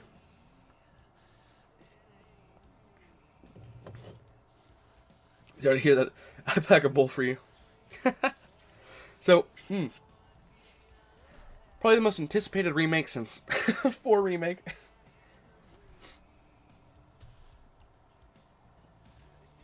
Hold on. Goddamn.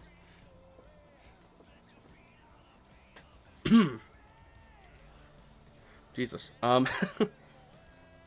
Fucking felt sick for a second. Resident Evil 5. This game, again, like I said, it's a very mixed bag. You know, it's like a box of chocolates. You're not sure which one's gonna fuck you. I don't know what the hell it is.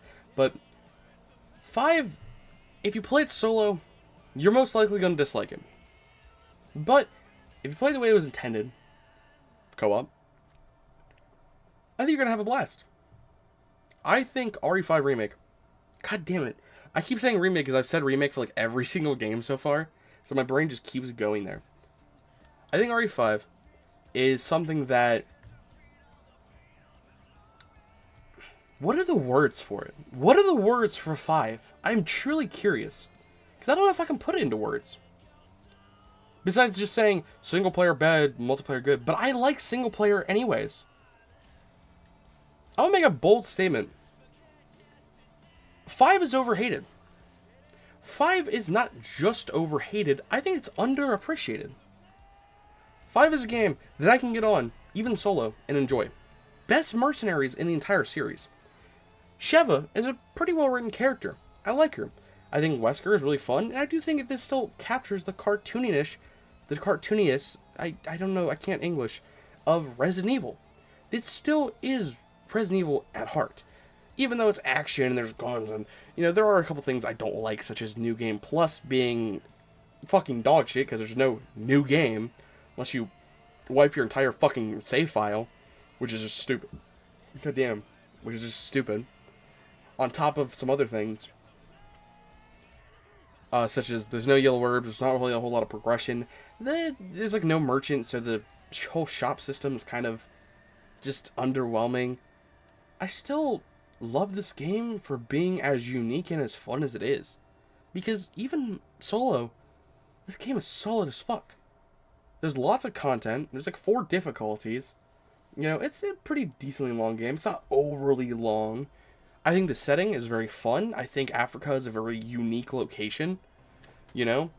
As much as some people don't like it for very dumb fucking reasons, I think that it's still a very solid experience. You know? I think Jill's fine. I think the DLC overall, it's okay. The content, yeah, it's fine.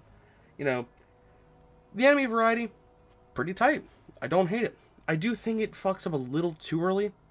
But surprisingly, when I go back and I replay this game, I always thought that the game starts getting shitty around like the halfway point, like 4-1. But I just replayed it with Jammy, and I was like, wait a minute, the game doesn't get dog shit until like 5-2. Which, mind you, is like 75 to like 80% all the way through the game. I thought it was at 50%. Surprisingly, no. Like, I actually still like the Ancient Ruin area. It is kind of boring, but it's not terrible.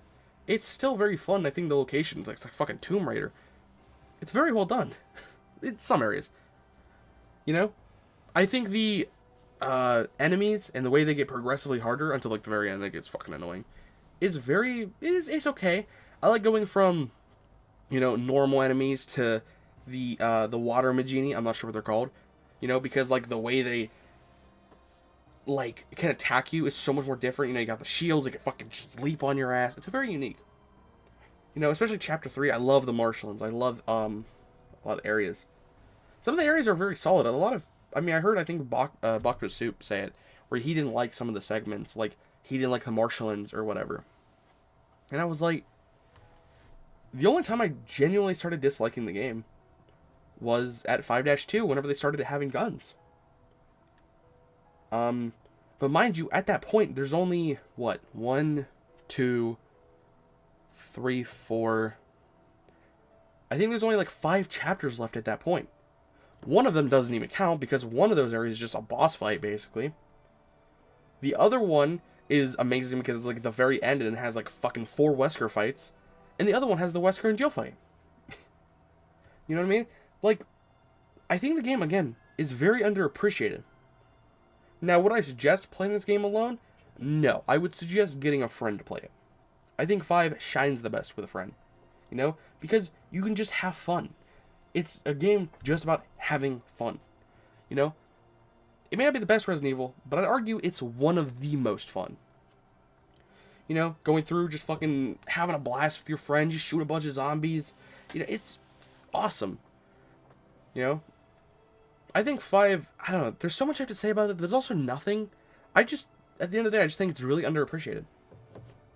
And while, yes, it kind of jumped the gun and there was some bad segments, I don't think it was that bad at the end of the day. I think the majority of its flaws come from New Game Plus not being as good. What's it called? Yeah, the New Game Plus being fucking terrible, actually. The shot being underwhelming because of some shit. And yeah, the AI partner can get a bit annoying, I ain't gonna lie. But I don't think it sours the experience so much to where it becomes unplayable. Or even terrible. At the end of the day, 5 is an underappreciated gem with a bunch of flaws, but a lot of good moments too. But here's the moment I have to choose. Is 5 better than 2 OG in my opinion? Oh god. Oh god, I don't know. I really don't. Because, like, look. I have 2 Remake instead. I love 2 OG. I think it's a great game. But I can just play 2 Remake, and 5 with a friend is some of the most fun I can have playing a video game ever. Like, I genuinely love playing 5 with a friend. God, I'm actually it's hurting my brain right now, because I'm like, I feel so wrong if I put it there. I really do. I would feel so wrong if I put it above 2 OG. But I kind of feel like I want to. Oh my god. Holy shit. Because I'm like, there's so many things, and people tell me all the time, like, or people say all the time, oh, RE5 sucks, RE5 sucks dick. But I'm like, have you played it with a friend? Have you played that shit co-op? God, fuck, you know what? I'm doing it. I don't care. This is my list. I don't fucking care. I don't care. I am brave enough. I am brave enough to put RE5 in great tier and put it above RE2 OG. I said it. Absolute cinema. I do think I enjoy playing it more. On a objective fucking list that you'll see from every other YouTube creator, yes, fine, 2 OG is better on paper, and even in general, I'd say. But you know what? I would rather play 5 with a friend and just fucking have a blast than play 2 OG. And this is not to discredit 2 OG, because, I mean, they're both in great territory. It's not like I'm saying, you know what, fuck 2 OG, we're putting it down at bad territory. It's just one of those things where it's, do I prefer this, or do I prefer this? Which one? It's kind of the same thing I said with, like, 3. How I feel like I was shitting on it so much, but then I still put it in good tier. You know what I mean? Not like I ripped on 3 Remake. I put that in meh, but I do love RE5. But maybe that's because I just have a little bit of a bias towards it. And maybe one day in the future, I'll look at this list and I'll think, you know what? Maybe 2 deserves to be above it. And I won't have a problem with changing that. I'm open to change. I'm open to saying, you know what? Maybe this is not that good. Because I'll tell you what, I made a list in like 2022. And I'll tell you, this was not my list. I'll tell you what, 1 was in like great. 5 was in like good. 0 was in meh. You know, director's cut, yeah, I think it stayed the same. A lot of these games, like, I mean, some of these didn't change at all, but some of them did. Oh no, not 6. No, we're here. Okay, this is the game this is the one I wanted to talk the most about, so I might be on here for like 30 minutes. RE6 is so much to talk about. Let's just start it off. This is how I'm gonna start it. Resident Evil 6 is a video game that thinks it's a movie. This game wants to be a fucking movie so goddamn bad. And not cinematic either. The game's not cinematic. The game, like RE2 Remake, RE4 Remake, those games are cinematic. This game, anytime it wants to, it just rips control away from the player. There are like 5 hours worth of cutscenes. There are so many cutscenes. You will walk down a corridor, cutscene. You will shoot one zombie, cutscene. You will fuck someone in the ass, cutscene. It is fucking ridiculous. I hate it. The QTEs, ridiculous, but whatever. 5 had them, 4 OG had them. They're not that bad. But oh my god, the amount of times I was playing and the game would just strip control away from me and show me the simplest fucking thing ever. It'd be like, there's a corridor that opened, like let's say I pulled a lever and it opened something. Instead of letting me go and look at whatever it was, the game will strip control away from me, take this long ass camera, show me what just opened, and then send me back. Mind you, this can kill me in some areas, or at least damage my character, because they do not pause enemies. So enemies can still hit you when control is taken away from you. Not very nice, is it? It's fucking terrible. And over the course of whenever I played it, like when I first played it, I didn't recognize it, because I spent it over the course of like a month playing 6. I mean, it wasn't a month, but I played it like off and on for a month. I didn't really recognize it. But playing it straight through, holy shit. You just do not have control. You do not. The game is just constantly fucking pulling the player away from having control. It's like, you will not play the game. And RE6 gameplay is okay. You know? The gameplay is tolerable. It's not the best gameplay, but it's tolerable. It has a fun mercenaries mode. There are some really fun DLC, you know, even though it's kind of unplayable because nobody plays this shit, it's still decent fun, you know. I played way back in the day, I played Siege, and I played Onslaught. There are some fun DLCs, I ain't gonna lie. You know, I wish I had like 6 friends to play this shit with me. That would be awesome. But I sadly don't. I'm so lonely. But you know, I wish I could experience some of these things with other people. Because I feel like I'd have to rate the game higher. But I don't think this game has the best mercenaries. I think it has the second best besides RE5. I think the maps and the characters just aren't nearly as good, even though Left 4 Dead 2 is in this game on PC, which I do fucking think is awesome. Playing as Coach and Leon is something I never expected, but you can do it. Really cool. But the enemies in this game, it's like every enemy they wanted to add would just somehow made the experience worse. Like, they have this zombie in Leon's campaign that, like, has, like, this big-ass throat and will, like, scream at the player to say, like, making them, like, have to cover their ears and take away, you know, control away from the player. Like, everything fucking does. Just stripping control away from the player any moment they fucking can. Then you have the lizards, you have the fucking big-ass, like, what the fuck are they? Like, gorilla rock men.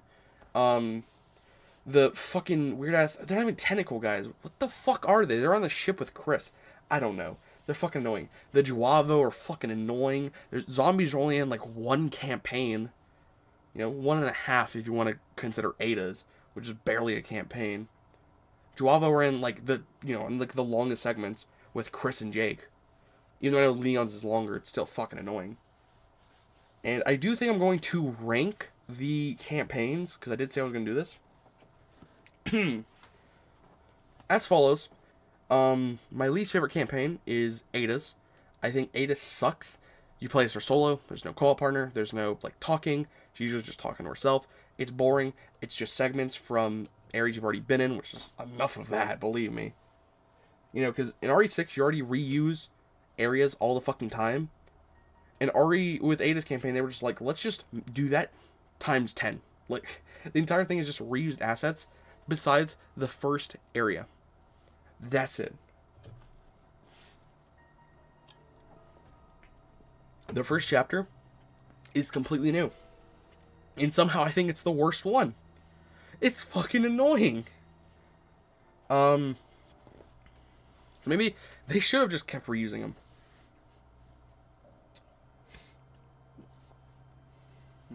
Hold on.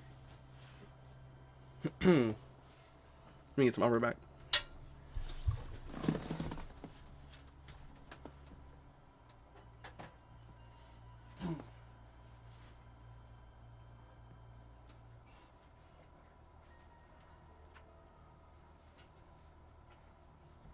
Alright, I'm back.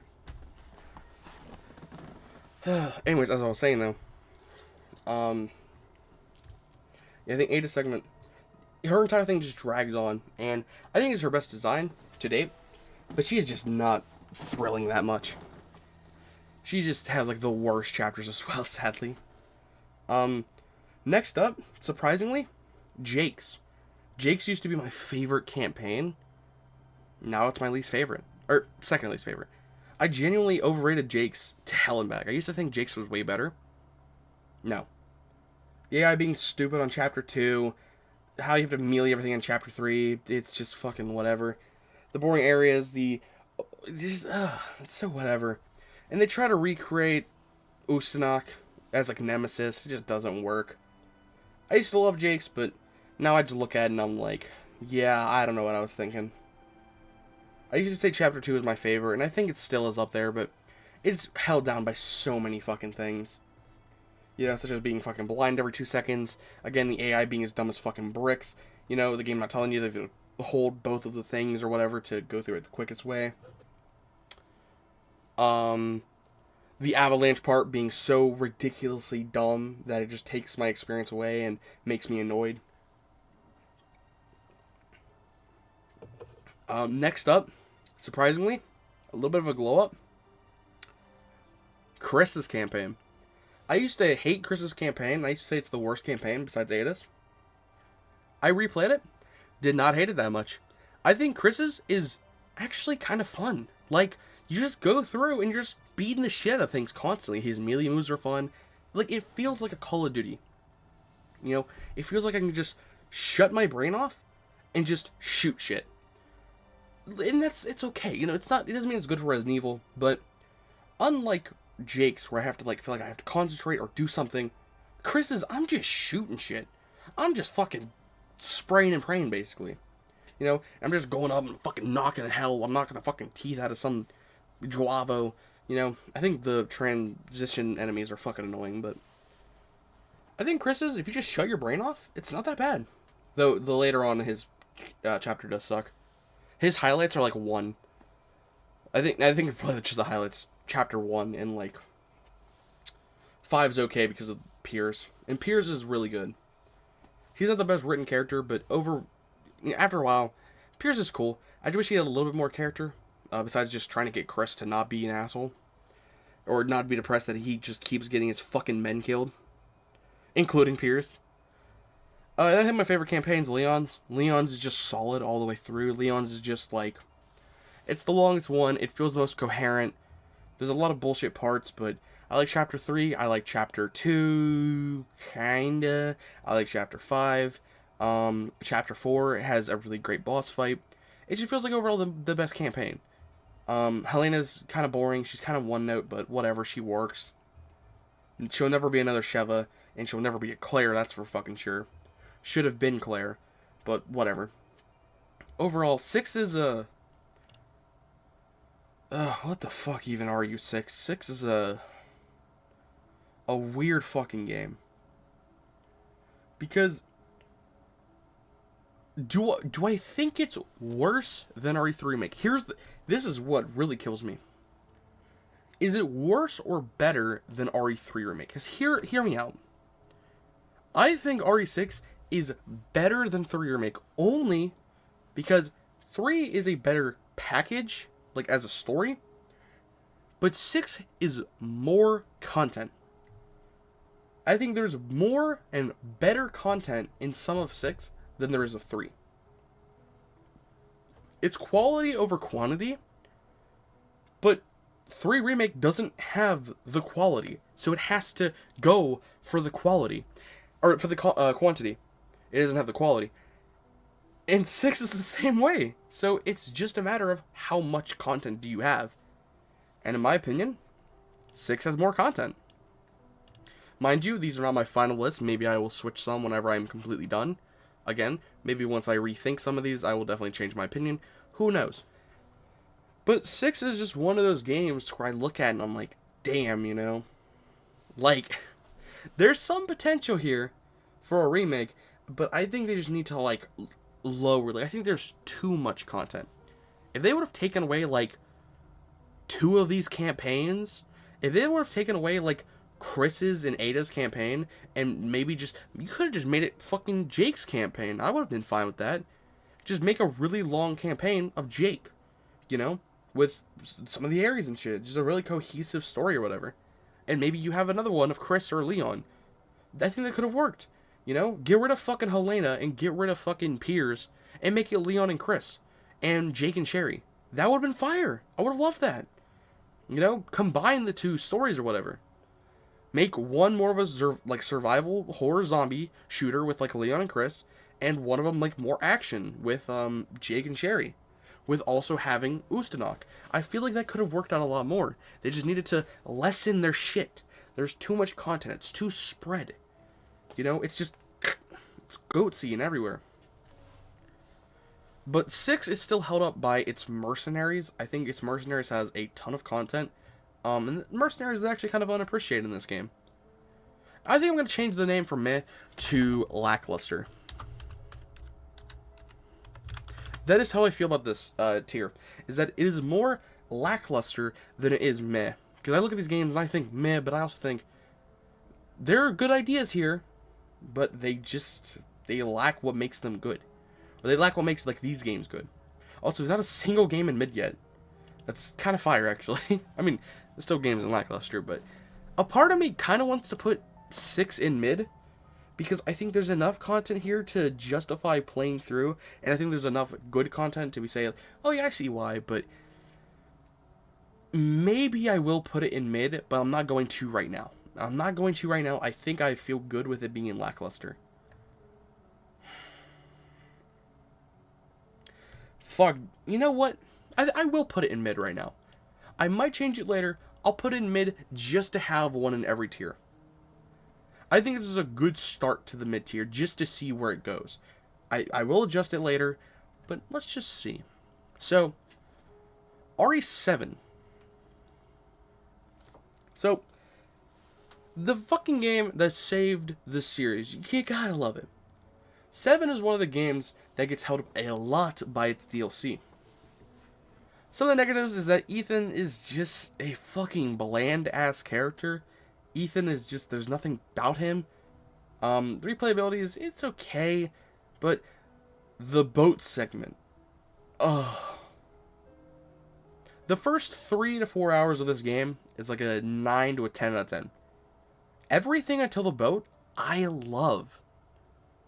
But as soon as I hit the boat, all ambition, all love, all hype goes down the drain immediately. It's slow, it's boring, it's with a character that you don't know, and if you chose to save Zoe, it makes no sense in lore, or fucking, like, she should be dead. What the fuck just happened? How is she here? It's never explained. It's poorly written.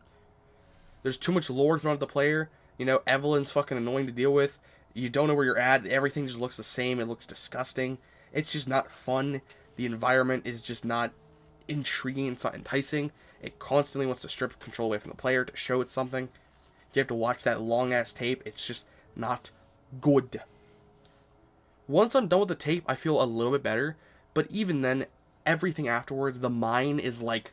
You play the game for like another 20 minutes and it's over. It's such a weird experience. It is so... whatever. Like, you know what I mean? Like, the campaign is like a 6 out of 10. Even though it should have been... It is probably one of the most disappointing campaigns. Because it starts off so good, and it's so good for so long, and then it just nosedives. Like, even RE4 Island doesn't nosedive that much. But then again, I don't think it is as good as the earlier RE4 segments. Nor is it as long. 7 is something that I love until you hit the boat, and then I just kind of slug through it. I'm just so fucking bored. I'm just like, oh, pull me out of my misery, dude. Like, I hope I get tased on my balls so that something excites me. You know? Just getting through it is not fun. But, that's the campaign. And I did say, this game is heavily, heavily lifted up by its DLC. I think its DLC shines really well overall. Like, let me just put this into perspective. There is more content for DLC of RE7 than there is in the entirety of RE3 Remake. RE3 Remake takes you about 5 hours to complete. If you want to complete all of the DLC for RE7, let's do the math here, guys. Let's do the fucking math. Not a Hero, 2 hours. Hour and a half, let's just say 2 hours. End of Zoe, 2 hours. 4 hours. What the fuck's it called? Ethan Must Die. Some people take days to complete that. We'll give it another 2 hours. 6 hours. That 3 things. We already have more content than 3 Remake. What else is there? Daughters, like 30 minutes. Plus more if you don't know how to complete it. 21, like an hour. Bedroom, like 30 minutes. I think we're at 8 hours. Nightmare can be played for hours on end. I'm just gonna say 2 hours. No, I'll give it an hour. That's 9. Is there anything else? Jack's 55th birthday, another hour. That's 10. And I think that is it. We'll stop there. 10 hours of content in just the DLC alone. 5 more, double than the entirety of RE3 Remake. That's just how much content there is. And it's not even, again, quality over quantity, because it's, like, RE7 DLC has the quality, and it has the quantity. It's insane. But I think that is one of the only things that really holds 7 up, and it really doesn't make me want to play the game. I'm not hyped to play a game just for the DLC, besides 5 Mercenaries. I think that is so good that it makes me genuinely excited to play it. However, I think RE7 DLC does not make me hyped to play the game. It's good content, and I love to play it, but I do not want to go on it just for that. That's why it took me so long to do banned footage. It's just something that every once in a while it's cool. But, it definitely does improve upon what the fuck is it called? It improves upon the campaign, because the campaign is just so, ugh. But, where do I put it? Do I put it in great? Is it a great game? I don't know. I'm stuck between putting it in the highest of good or in the lowest of great. Because while I do respect the game, do I consider it to be that good? I genuinely don't know. What would I give it a rating out of? I think a 7, but the DLC is so good and there's so much content that I feel like I want to put it in great. like, I feel wrong. This is going to be something I'm going to have to think about a lot more. This is definitely something I'm going to have to think about and be like, where am I truly going to put this? Because maybe 0 deserves to be in good. I don't know. Let's just keep it. We'll keep it in good for now. Maybe I'll change it later. It might go in great, maybe. But I think as it stands, we'll put it in good. Okay, Resident Evil Village. Oh boy, what a game. So here's my opinion about Village. I think Village is a solid campaign. I think the campaign is like a 8 or a 9, give or take, out of 10. It's really good. I like Ethan a lot more. I like the Duke. I like the bosses. The bosses are fucking... I didn't even mention Jack in RE7. Let me just go back to RE7 real quick. RE7 is fucking... I love Jack Baker. He's like my favorite villain. His personality carries that fucking game so damn high. 7, oh my god. He makes it so much more enjoyable. I meant to continue with 8, but like I had to go back to 7 just to talk about Jack Baker. He is so well done. Like, he's way better than fucking Evelyn. And Marguerite's pretty fun as well. I like their bicker back and forth, but you're gonna, like, love Jack Baker. His personality, his craziness, and his... But you also feel so sympathetic for him. I've never had a villain where I feel sympathetic for hurting them as much as Jack is. Jack is a fucking nutcase. But he is also just a dad who can't do anything about what he's doing. It is so good. I think just for Jack, I'm actually going to put 7 in great. You know what? I made my decision.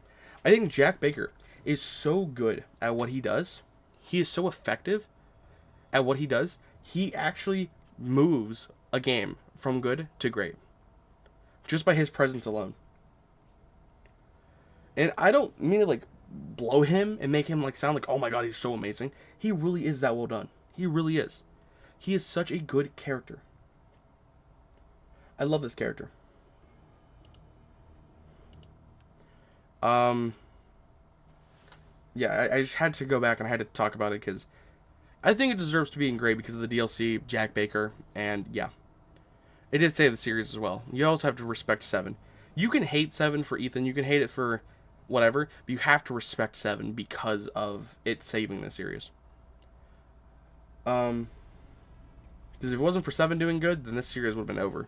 We wouldn't have gotten 4 or 2 remake or 8. Speaking of 8, now we're going to talk about 8. So, this game, personally for me, I think RE8 has gotten worse over time. I used to think this game was like top 3, but I think it's one of the games, because of RE4 Remake being so good, that it kind of shows and highlights how Village kind of flopped in some areas and what it could have done better. But I think this is a game that I'm kind of slowly losing interest and hype in, unlike what I did for even 7. If anything, 7 is going up and 8's kind of doing a little bit lower. I do like Village a lot for what it does. But I'll go with a couple things I don't like. Number 1, my biggest gripe with Village, the progression sucks. So, the way it tried to copy RE4 OG, but it didn't know what made that system so good in the first place. The reason why 4OG is so good in terms of, like, progression, is that you're not held down by whatever, gun is available. You choose whatever gun you want, and technically there are bad or worse options, but no matter what, a gun is going to have a special perk to it to make it positive. The starting pistol, oh, that's dog shit compared to the Blacktail, but if you upgrade it, you get that exclusive, you realize, wait a minute, what crack am I on? It's not that bad. It actually turns to be really good. And that's how it works, because it's not linear. Imagine if RE4 started, and first you start off with the Silver Ghost. You use that, the Punisher becomes available, you use the Punisher. Then when the Red 9 becomes available, you scrap this Punisher, get the Red 9. Then, when the blacktail becomes available, you scrap the red 9, get the blacktail. That is how RE8 works. You don't have a choice in what you want to do. The game says you need to get this because it is objectively better. And if you don't, you'll be at a severe disadvantage. You don't get put at a disadvantage, even though, okay, you kind of do, but you kind of don't at the same time. You don't get put at a disadvantage for what you choose in 4. Unlike 8. At least, as obvious as it is with 8 and 4. Like, 8, you have to get from the Lemmy pistol to the 1911 to the VZ. You have to do that, because if you don't, you're gonna be lacking firepower so fucking severely. And the same thing works with the shotguns. And there's not a whole lot of variety with the guns. There's one sniper, one magnum, one grenade launcher, and then like 3 pistols and 3 shotguns. What the fuck is... They couldn't add another grenade launcher? Maybe not a grenade launcher. They couldn't add another magnum? They couldn't have added another sniper? A sniper especially? You couldn't have had a bolt sniper? You couldn't have had like a really fast semi-auto one? Even faster than the other one? It makes no sense. And I don't like the progression in 8. It's one of my least favorite aspects about it. I like the cooking. I think it's fun. You know, I think gathering the ingredients is really fun. I think the characters and the bosses especially are really memorable and they're really good. Another thing I don't like too much about Village is that I feel like some of the areas did not get enough attention, such as Moreau and Donna. I talked about this a lot when I played Village. I've always had that feeling that Village is sorely missing like 2 hours of content.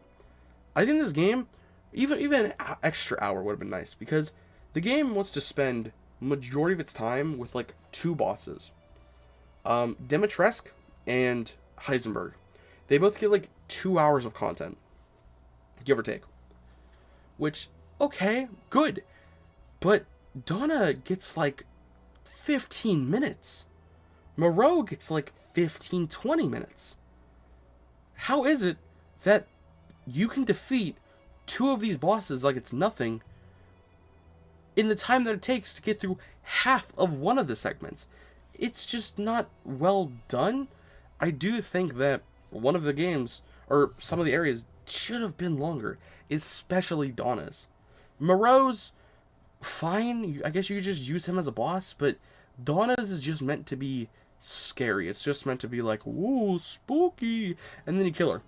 I feel like they could have added a couple enemies, you know? Made it a tiny bit longer. Maybe made the house more intricate. Maybe like a small mansion. They could have done that. But they went in such a weird direction where you just play hide and seek after you run away from the baby and it's over. And Moreau is a pretty cool boss fight with a really scary segment beforehand. But other than that, it's still kind of disappointing. Moreau could have made like vomit zombies or something where it like spits acid out at you. Why was there no acid enemies in this game? You could have had Moreau make them and they would have came out of the wall and they would have spit at you. You know, kind of like Silent Hill 2 Remake or Silent Hill 2 OG with the spitting figure. I think it's called the lying figure or something like that. They could have done that. They could have had dolls that you have to shoot down in or in Donna's segment. You know, you could have had like a doll chasing you or whatever and you have to shoot it. You know? Or you could have just had zombies. Add more zombies. Who the fuck doesn't want that? You know? It wouldn't be the maidens, but it would be kind of cool. But they didn't do that. They made that segment very short for some reason. I don't exactly know why. They just refused to. They're like, nope, fuck that. We're not doing that. I don't know, it's just kind of disappointing. But as a positive, like I said, the characters are really well done. Especially the bosses. Mia's just not in this fucking story at all. Chris is a dumbass. Chris is just so fucking stupid in this game. I'm not sure what the hell he was thinking. But I do like that even the characters in the game call out Chris. The characters in the game call out and they're like, you should have told Ethan the plan. You should have been like, hey, this is what's happening. This is what's going on. And I feel like I would have respected it a lot more than what they did with it. I feel like they definitely, like, kind of skipped over some parts, or I guess they were just like, fuck it, let's just make Chris dumb as hell so that we can create this tension. Fine. But whatever. I've said it before that I will never say that DLC can take away from a game. I truly think it can only improve it. And I do still hold that statement, but I don't like the DLC in this game. Either of them. Personally, I think Shadows of Rose is a mess of a DLC that is slow as hell. The enemies are way annoying to fight. The gameplay is just not solid. Rose she's a fine character, but it's kind of a generic plotline more than Resident Evil is usually. It's just like, oh my god, I'm a teenage girl who's getting bullied because I'm such a misfit. But then at the end I realize that I'm not a misfit. Like, it's just kind of fucking generic.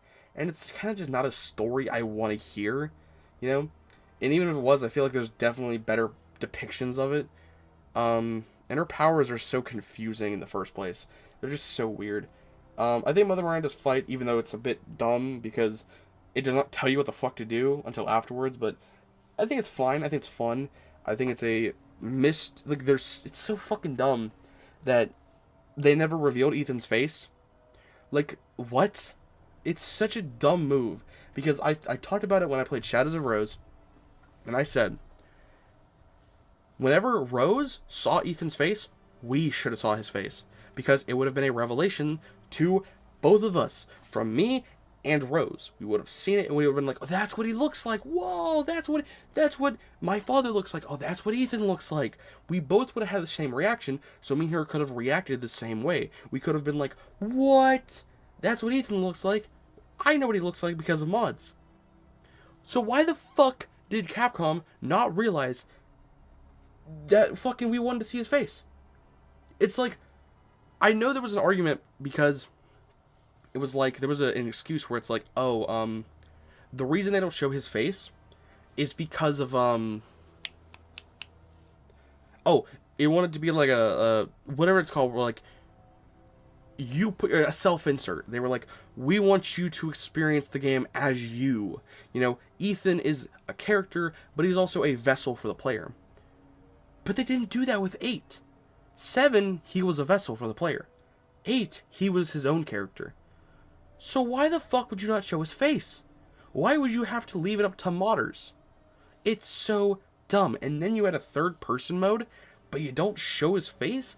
It's like Capcom wanted to show his face, was like, nah, and they just kept fighting themselves. It was such a dumb move. All they did was just show his face and it would have been fine. I'm not sure why they were so adamant about a self-insert character, I guess. But making him not a self-insert. It's so dumb. A self-insert only works when it's a blank-faced character like he was in 7. He has no emotion. He doesn't react to anything. It's the player that's reacting to most of it. That's when you can do the self-insert. That's why it makes sense that his face was never shown. But in 8, he's his own character. And they edge us. They're edging us. They were like, yeah, we're going to have fucking Ethan. Literally, you get pushed by Ethan, and you should see his face. But the background just blocks you. It's so incredibly dumb. We'll see. We saw the top of his face like this. It's so fucking dumb. We saw his mouth, but we just couldn't see his eyes for some reason. So incredibly fucking stupid. Again, I don't mean to go on a tangent about it, but it's just one of the things I can't stand about it.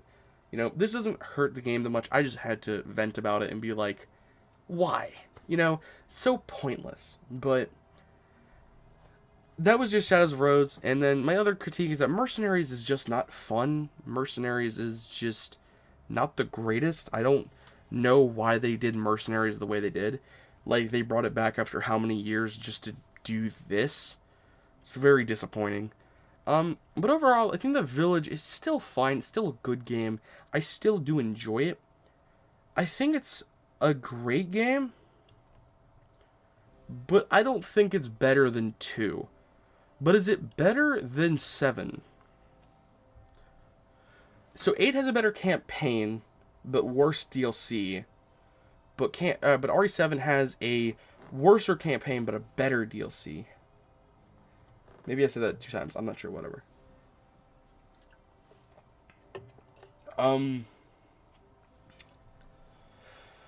Oh man.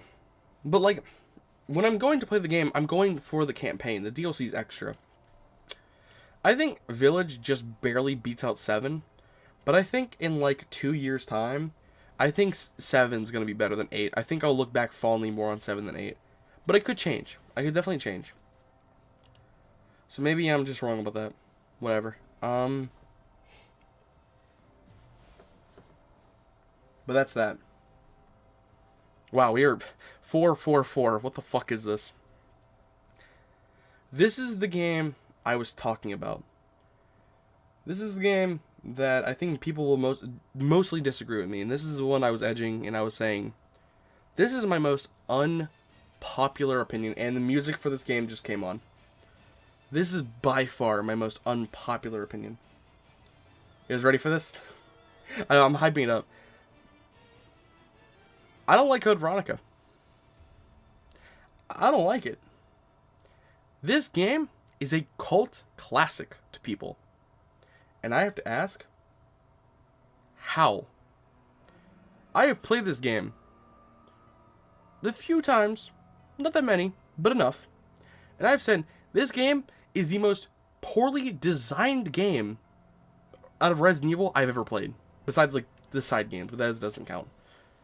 Code Veronica is so poorly designed, but people love this game. And I'm like, it has to be nostalgia.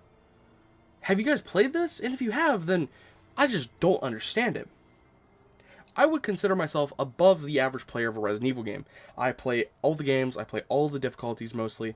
I have spent well over probably 2,000 hours in Resident Evil. I have put a lot of time in Resident Evil. And even as a kid, I thought Code Veronica was like super good. And then I went back and replayed it, and I was like, holy shit, this game's not good. I don't like this game. I don't think it's necessarily a bad game, and I will not be putting it in F tier. However, this game I just do not enjoy. Number one, I'll get off this one. I want to go over why this game is so poorly designed, and how it is crazy that people rate it as high as they do. People don't just love this game. People will put it in S. People will put it in A. People will put it in fucking B. When I'm saying this game deserves like a C tier. Bok Basoup described this game as being so poorly done or whatever, with soft locks and just the overall design of the game being terrible. And that motherfucker put it in A tier. And I love the Soup Man. I love him. But he went over on this like long tangent on why it was such like bad. It was like why it was such dog shit, and it was subjective. So I'm not gonna like hold him at gunpoint and say how dare you.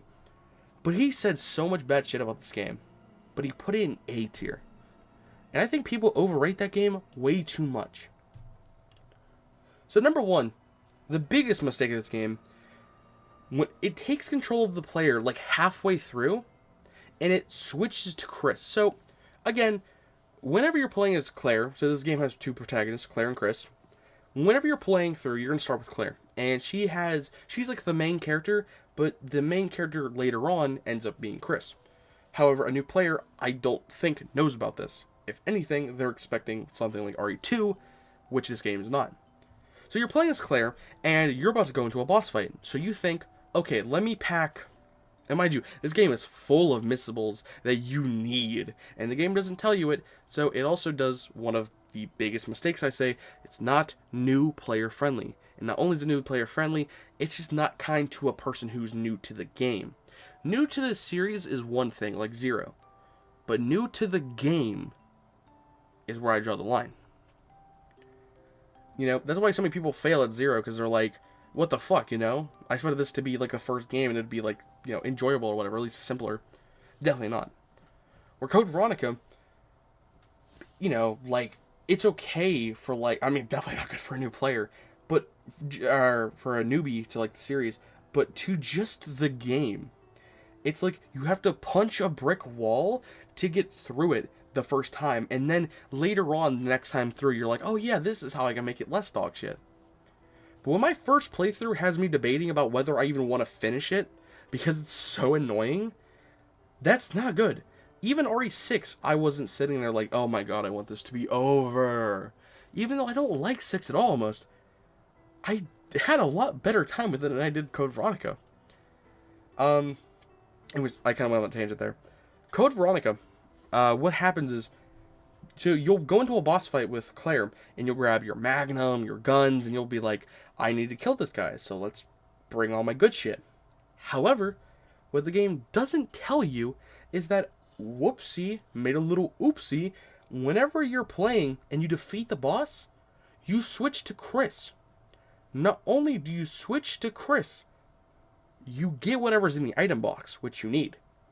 But all of your good shit, all of your ammo, you took out because it's a boss fight.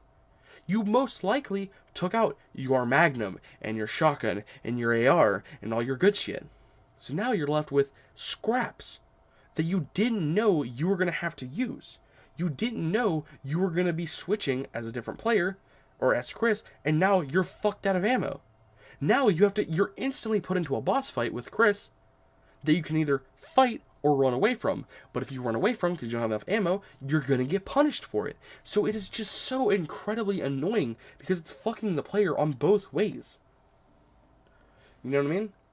It's so incredibly annoying, and I'm not sure why the fuck they did it like that. All they had to do was just take Claire's items and put it in the item box, and it would have been okay. Nobody would have had an issue with it.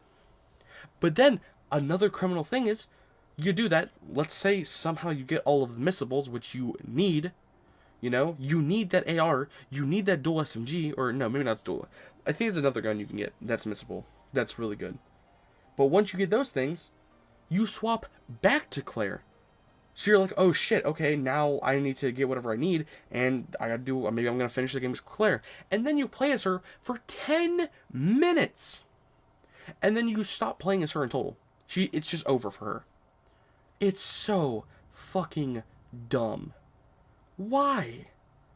She just disappears, and then she's just nowhere to be found for the rest of the game. Until, like, the very end. Then you play as Chris. Hopefully you have all your ammo back now. And the soft locks. Oh my fucking god, the soft locks. It's so easy as a new player to get soft locked in this game. Oh, you're a new player and you didn't know how good BOW rounds were? Like BOW rounds, you get them early as fuck, and it's this grenade that's not in any other Resident Evil game. You get it early as fuck, you get 3 of them. My dumbass used them instantly. But then again, I didn't know that they were going to be that fucking stingy. I didn't know they were only going to give me 3 throughout the entire game. It's like getting a Magnum and being like, holy shit, I got a Magnum, guys. Oh, what's that? You only give me 3 throughout the entire game? How fucking useless. Even if it's like the best thing ever, you don't know that. So again, it's something that you have to play on your second playthrough and be like, right, that's how you avoid that. You shouldn't have to have experience in a game before you play it to make it better. That's why I took so many points away from 0. Is that, in my opinion, you shouldn't have to do that, and that's what the game did. The game was like, we're going to force you to learn about the game and then play it to have a better time. That's just dumb. Code Veronica is the prime example of that. Plus, the bosses are not fun at all. I hate every boss. The tyrant boss in the plane is so fucking annoying because he can just insta-kill you out, and you have to fight him in this tiny cockpit, or like whatever, the exit of the plane, and you have to like press a button to like throw a crate at him. It's so fucking, it's just not fun. I don't like that one, but that one's tolerable. The other one is the Nosferatu, which you snipe on the roof with Claire. And even though he can't insta-kill you, I think he's probably the best boss in the game. He's kind of cool. His design's kind of cool. But just annoying, and the fog does not help at all. You're fucking blind the entire time when you're trying to snipe. You're trying to snipe in a snowstorm. Not gonna go that well. But that's fine. What else is there? Alexia. Alexia's cool. I think the characters though are really terribly written. There's like a drag queen as I think it's Alfred. He dresses as his sister. Or a crossdresser, that's what it's called, not a fucking whatever. He cross-dresses as his sister, and his character is just so annoying and dumb. Like, he talks in like this high pitch, and he's like, it's so fucking annoying. His character is so cheesy and so... It's like Ramon Salazar, but like 25 times worse and not funny at all. He's like, I got you this time! And then like tries to snipe. It's just... Oh my fucking god. I hate him. Alexia is cool though, even though she's naked. It's kind of weird. But her like having blood that like has fire. Really cool design. I love that. I think, like, having a fucking enemy, like, throw blood out and then it turns into fire is such a cool idea. I'm like, I wish that came back. I hope in RE5 Remake, Wesker has that. I wish he could just throw blood out and it just catches fire. That was fucking sick. Love that. Especially whenever, Wesker, like, wall runs and then he, like, punches Alexia in the face. That was sick. And then she, like, throws the blood on the wall and it catches on fire when he's running. Oh my god. And then Chris has to go fight him. It's really cool. Great segment. Probably my favorite part of the game. Even though the Steve running away segment with Claire, like right before or right after that, is fucking terrible. That segment with Steve where you run away, such a dumb segment. Number one, you're basically forced to get hit there like 2 times. You have to be super lucky if you don't. And he is so... It's so annoying. He kills you in like 2 hits. All you have to do is just run away from him. It's just, ugh. I'm not a huge fan of that segment at all. But it wasn't terrible. It was just kind of whatever. And then other than that, the final stage of Alexia is just annoying, but she isn't bad. She's just whatever, because you have to fucking, when she's like flying around, you gotta shoot her with the ball, and then it's over. Battle mode is nothing special either. I think battle mode's just annoying. It's more of an anxiety-inducing mess because I'm sitting there playing as fucking Wesker knife only, and I'm just praying for a Magnum. Thank God I didn't have to redo that, or else I would have fucking hung myself that night. So yeah. Overall, Code Veronica is just not a game. Oh yeah, there's only one difficulty on the PS2 version, or the one I play on. I don't even know. Maybe I have to emulate another version. There's one difficulty. What? Almost every game on here that I can think of, even fucking Outbreak, has more than one difficulty. This game has one. You just press start and it just starts it. There's no difficulty. There's no costume select. There's no extras besides battle mode. Code Veronica is so small in content, and yet people rate it in the 8 category. Not even in the content is it fulfilling. In my opinion, it's just not a well-designed, nor a intriguing or fun game. It is purely annoying as shit. I do not like this game. I do not hate this game, however, and I do not think it is the worst Resident Evil. However, it is the Resident Evil I do not want to play the most. In my opinion, this game is lackluster. People are definitely going to hate that opinion. I don't know why people love this game, but I think I've put enough fair points out for how badly designed this game is. However, this game has the most potential for a remake. It has a lot of potential. The whole thing with it is just, there's some good ideas in here, but God, when I think about this game, I just don't want to play it. Like I said, I don't think it's the worst, and maybe it'll go above 3 because there is content, but no, it's not. I'd rather play 3 Remake. As much as I don't like 3, I don't want to play this game. I do think it deserves to be in lackluster, though. 6 is definitely just mid. Code Veronica, I just don't like. But objectively, or even subjectively, it's not a bad game. It's just really poorly made. Bad game design with some fun things here and there. But yeah, I'll really have some shit to say when I get into bad games. Hey, look, it's my least favorite Resident Evil mainline game. Wow, 2 back-to-back goats, really. Wow, Revelations 1.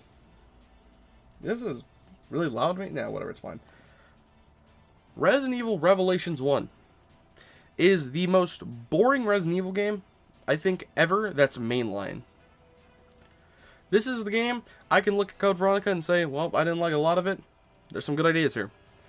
3, 6, same thing. Revelations 1 is so boring. Number 1, I usually don't talk about graphics that much because graphics, like, I'm usually okay with them. I don't care that much. How did this game manage to have terrible graphics when RE6 came out and had amazing graphics, at least for the time? Revelations 1, look, I understand the game was made for the 3DS. And yes, it runs well, and it's crazy that they made a 3DS game as well as they did. However, that does not mean the game in general is good. If I put GTA on a fucking 3DS and I make it playable, doesn't mean that GTA is going to be good. It just means it's playable and that they made a well game, you know, that works. Doesn't mean the quality of it really has gotten altered. And especially because it's got transported, what the fuck ever. It got transferred or ported to the fucking consoles and PC and shit. Goes to show me that they did still want to call this like a mainline game. They wanted to push this out there. Unlike Deadly Silence or like fucking the 3D Mercenaries. You know, they wanted to make this like a mainline series or the mainline game, so they pushed it out there. And I don't know what the fuck they were thinking in Revelations 1. This game takes everything from RE5 and just dumbs it down. You know, the melee moves are the exact same. Literally, it's fucking insane. I'm pretty sure they just copy and paste melee moves. There's no healing animation. It's one button. The inventory system is god-awful. The enemy design is god-awful. Every enemy type is annoying. The location I love, but I also hate how poorly they made it. Because I don't feel like I'm on a ship. I feel like I'd rather play the RE7 ship than the Revelations 1 ship. And that's sad to say. It's just so fucking boring. You know, the new characters are fucking terrible. Parker is kind of interesting, but he's also not interesting at all. Raymond, I think, such a dumb character. They don't continue on the story. Jessica's nothing but a fucking hoe. Basically, the entire game, she's just, like, horny. Like, it's like a life-threatening mission, and she's just like, you have to buy me a drink. It's so dumb. The two characters, they're kind of funny, but they're also really fucking annoying and boring. It's just whatever. Like, I don't know. Revelations 1 is just a game that... It is a 3DS game, but there's just... it just does not mean it's good. I don't hate the game. I just feel empathetic towards it. I am not a huge fan of it. And sadly, this is my least favorite mainline Resident Evil game. I do not consider it a bad game, though. Again, I don't consider any mainline Resident Evil bad. I just consider them eh. But this one is definitely the most boring. You can't even play co-op, and you have a turret AI partner. Which I didn't really talk about that much, but I don't really care to. It's whatever. But Revelations 1, I think it's even worse, because I don't think they're going to even care to remake it, considering that it sold like dog shit. I mean, it sold like 3 million copies, but in terms of like Resident Evil sales, I don't think they're going to look at that and say, that's worth putting money into. I think Revelations 1 Remake could do very well. I think it could be way better. It could definitely, it's like, it could get the best facelift ever, but yeah, I don't know. Maybe one day we'll get lucky, but I doubt it. Next up, Revelations 2, the most forgettable Resident Evil. And a lot of people probably forget this game fucking even exists. Because believe me, even I do. Revelations 2 came out at the weirdest point in the series. It came out in 2015. You know, right after RE6 and right before Umbrella Corps. And right before RE7 as well. You know, a lot of people claim that RE7 is what brought back horror into the series. I say that's bullshit. Revelations 2 did. Kind of. 7, they went full horror. Revelations 2, they didn't know if they wanted to go horror or guns. They really didn't know. They tried to do both. It was really weird. This game really wants to tie into 5 for some reason as well. What is up with them in 5? They really wanted to, like... Revelations 1 took moves and everything from 5. 6 follows up basically right from 5's ending, kind of. And Revelations 2 takes the actual virus as Ouroboros and brings it back with Wesker. Well, female Wesker. Which, mind you, the female Wesker plotline is probably the dumbest plotline in all Resident Evil games ever. A female Wesker that's never been discussed, ever, that just came out of nowhere and was in there for one game. the iconic Wesker, has a sister that we didn't know about? Stupid. The son thing is more believable than the fucking random sister. It really is. It's actually insane.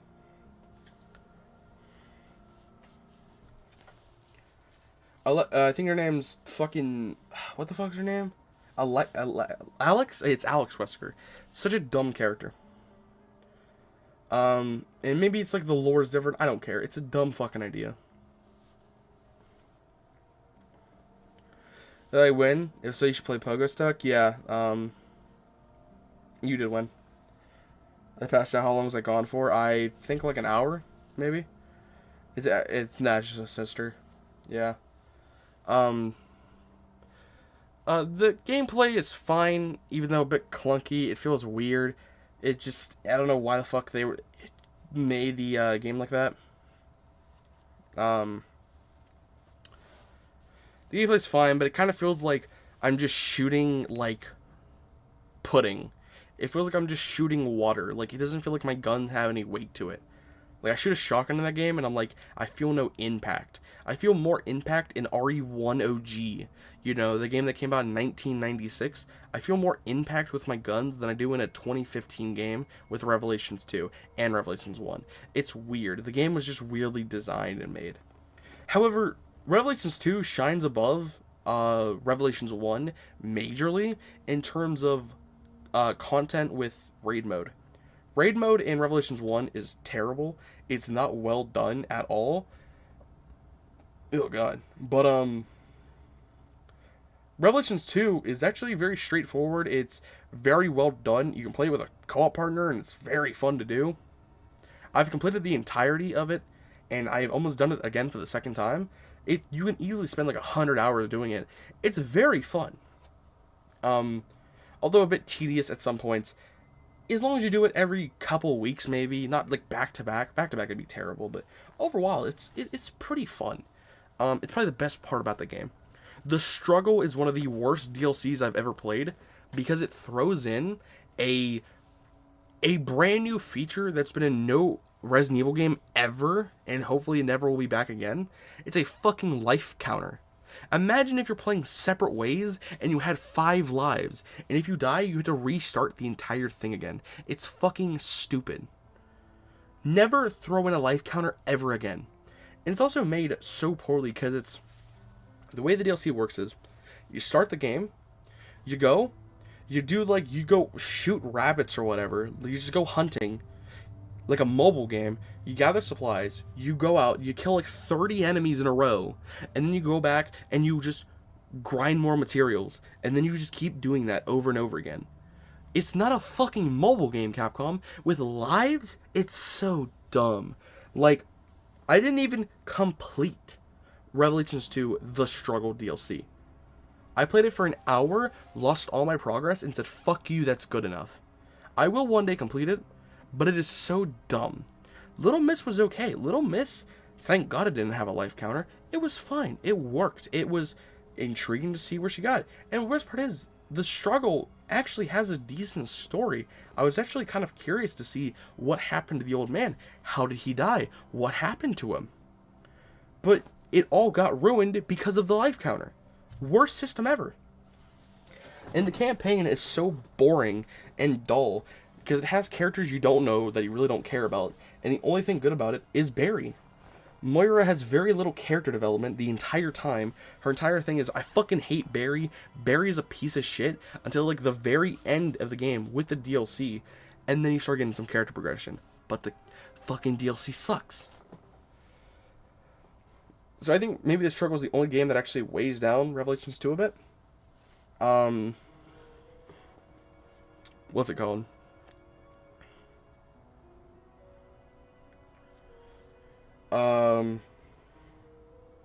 Yeah, Revelations 2 with that, The Struggle is, god damn, it's fucking awful. But Barry's great. I love Barry. He's like the daddy bear energy. I love him. Claire's fine, but boring at the end of the day. You know, the Neo plotline is just dumb and whatever. But, yeah, it's not bad. One thing I don't like, though, is that the ending, I actually just learned about this. So, the ending of Revelations 2 is all deciding on which character shoots.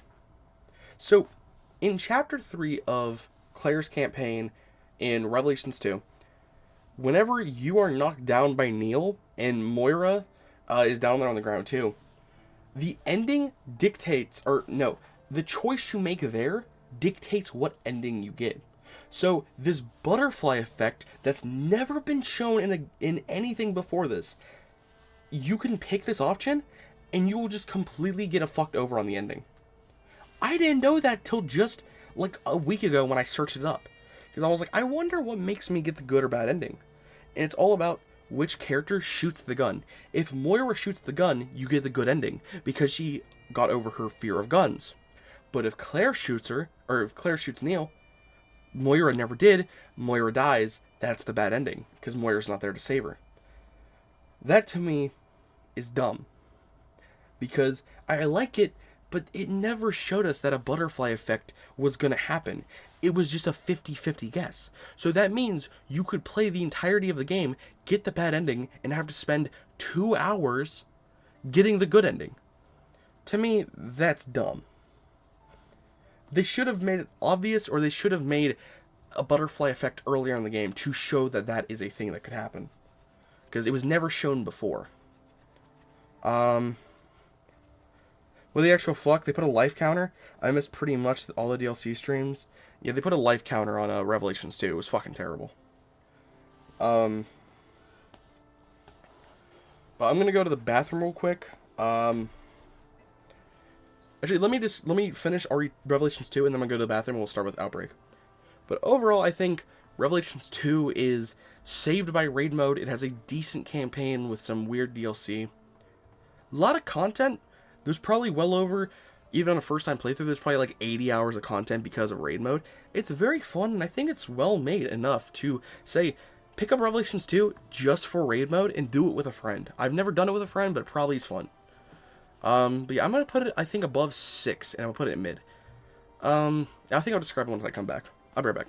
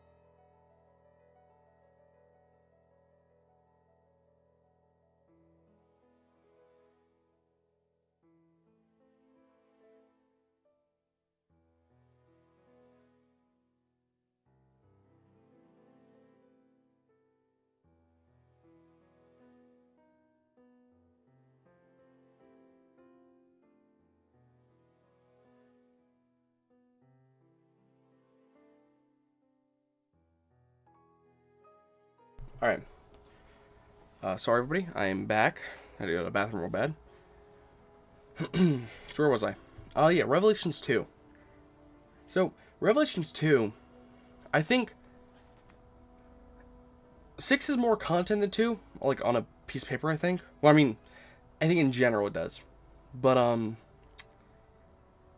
like in actuality, but Revelations 2, I think it just has a better playing experience. I think I'd rather just play through it with raid mode than Mercenaries. Like, maybe not. I don't know. Mercenaries, they're basically tied. I used to think Revelations 2 was a bit better, but I think Revelations 2 is like right in the middle of this series on... It's not bad, it's just not great either. It's not even... it's just whatever. It's just a complete 5 out of 10. I think that's why this deserves to be in mid. Truthfully. Oh my god. So, welcome to a game... I have never streamed this game before. And I really wish I did. I love Resident Evil Outbreak. I mean, I genuinely... I was going to go up and get... I'm not going to.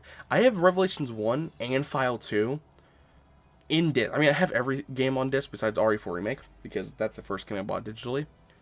But I love File 1 and 2. They're basically the same game. I like File 1 more than 2, so no matter what, I will be putting these two together, but I will be reviewing them separately. If that makes sense. But they will be together. Outbreak has by far the most amount of content out of any of these games, which is fucking insane. Outbreak is better, or it has more content than 6 in Revelations 2, even including all of raid mode. Outbreak is ahead of its fucking time, like Joseph said. It is so ahead of its time. Let's just say this. If Outbreak came out in 2025, I would put it in S tier. However, the game came out way too early. I want to go over the negatives before I praise this game, because believe me, the negatives are truly going to weigh it down. But the positives are why I'm going to put it so high. But you guys will see.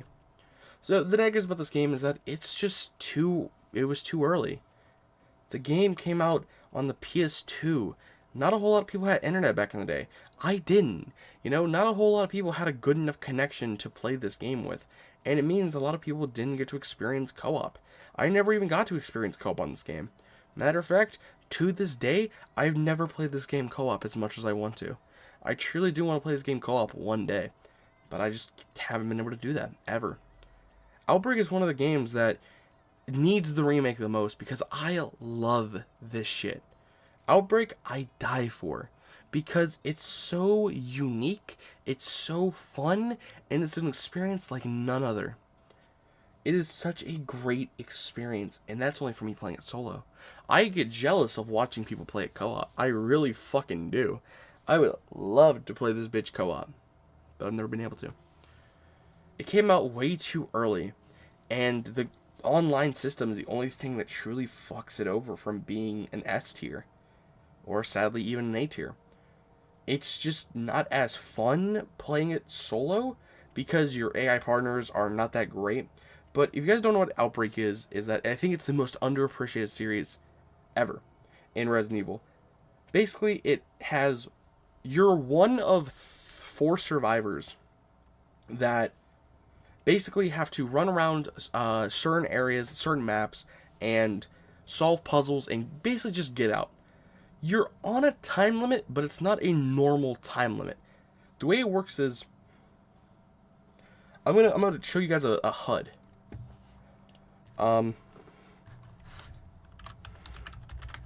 You will...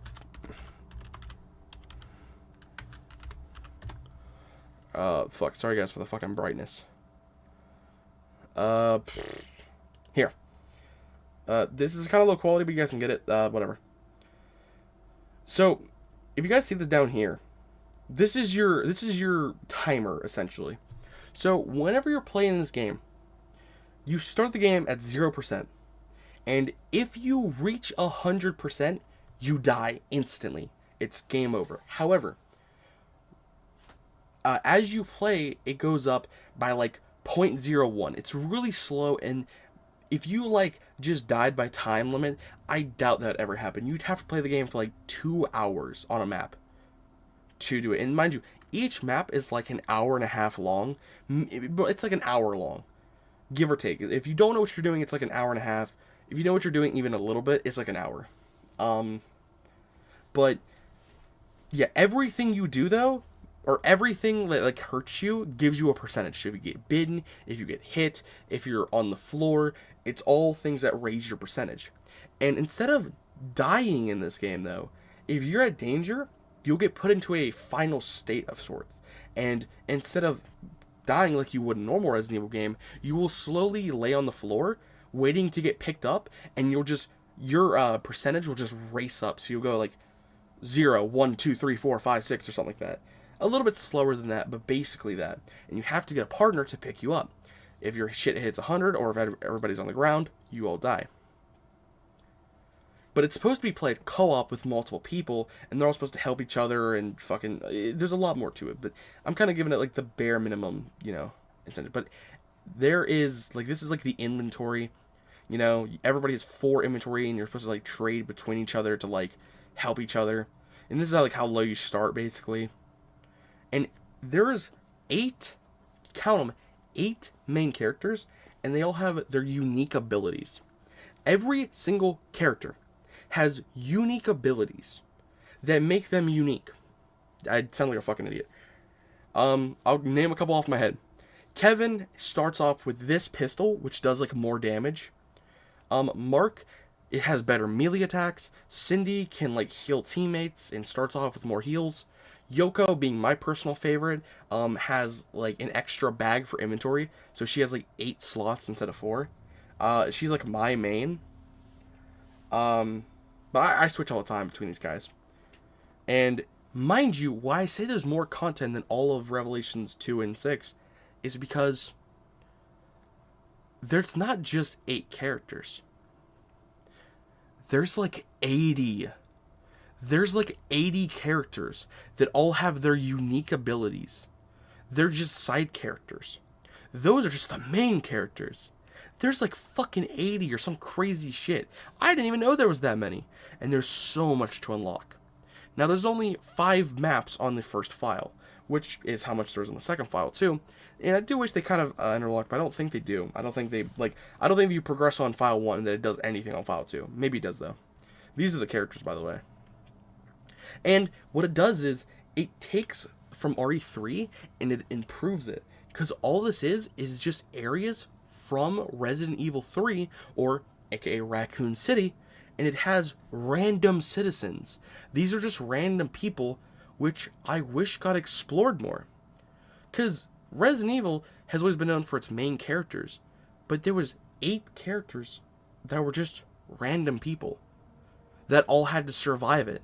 And I love that attention to detail. I love the idea of there just being normal people in the apocalypse trying to survive.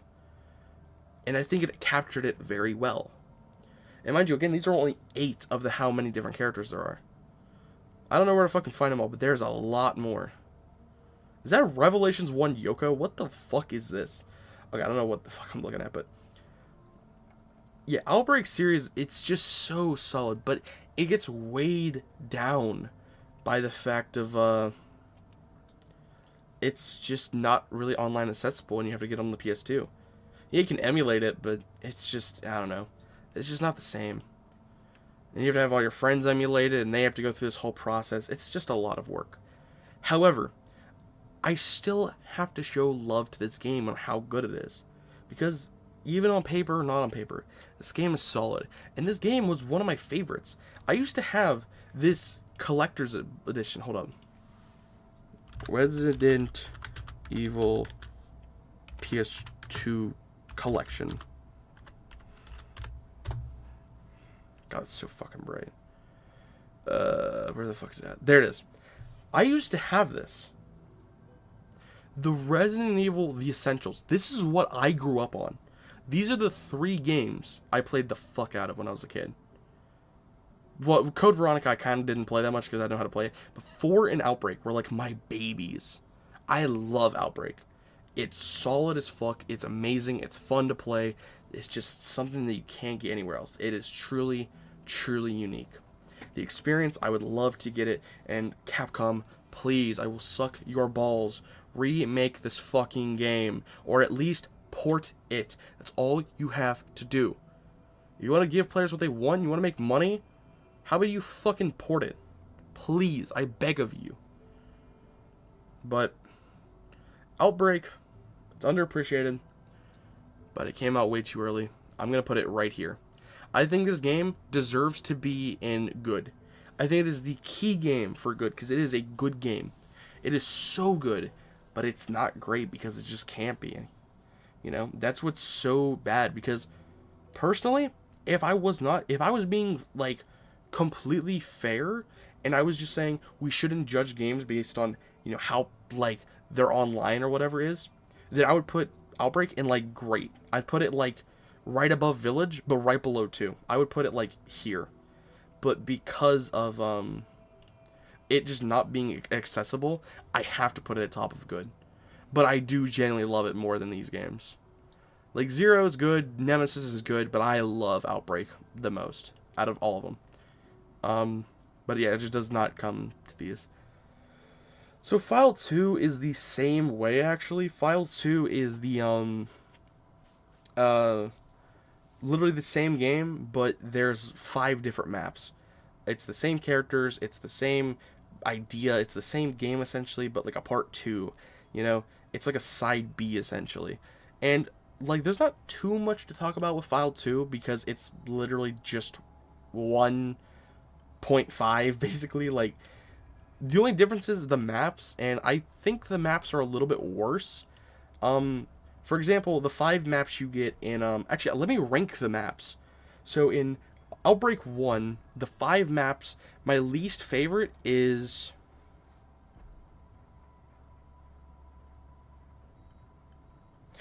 Below Freezing, that's number 5.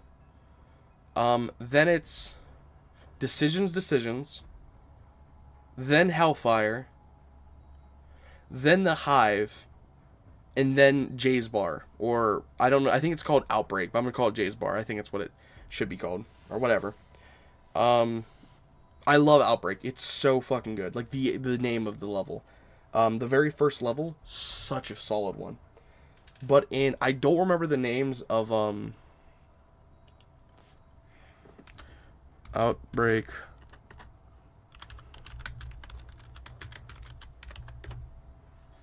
Outbreak File 2 maps. Does it say anywhere?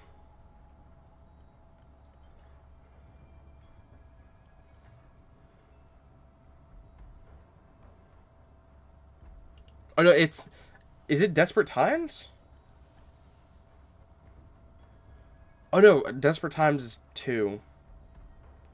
Where the fuck... Does it not tell me anywhere? I really wish it would tell me. Maybe it's, like, here instead? I don't remember these fucking maps. I don't remember what they look like. What the fuck? I don't want to see the actual map. I want to see, like, the thing. I don't remember what these look like. Okay, Wild Things I remember. Underbelly is the subway station. Flashback, I don't even fucking remember this. Desperate Times, I don't remember, and End of the Road, I don't remember these fucking maps. I have not put that much time into Outbreak File 2. I just know it's the same. No, don't show me that. I just want the fucking image. Ah.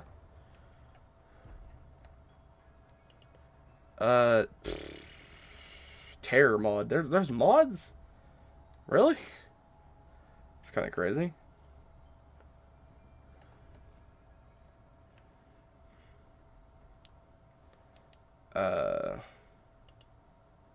Is it a Resident Evil Outbreak? What the fuck? On Left 4 Dead 2? I gotta play that one day.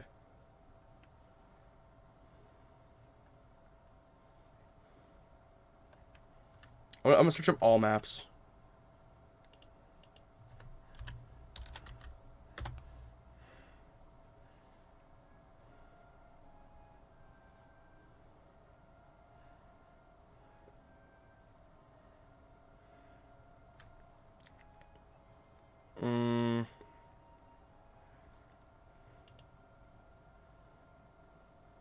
Whoa, they even have it for Left 4 Dead 2. I gotta play this one day. One day I will. This is, what is this?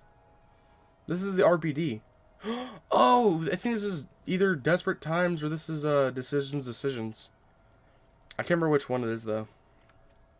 I mean, I don't think it's End of the Road.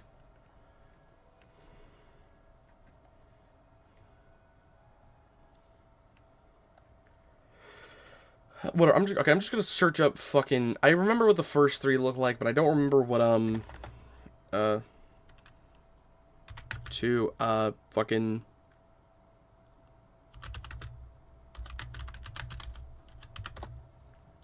What does End of the Road look like? I don't remember this mission. I genuinely don't remember this. I know it's the last one though. I think I've played it. I just don't remember it at all. Yeah, Decisions plus End of the Road. And then what's the other one before that? It's like, I think Desperate Times.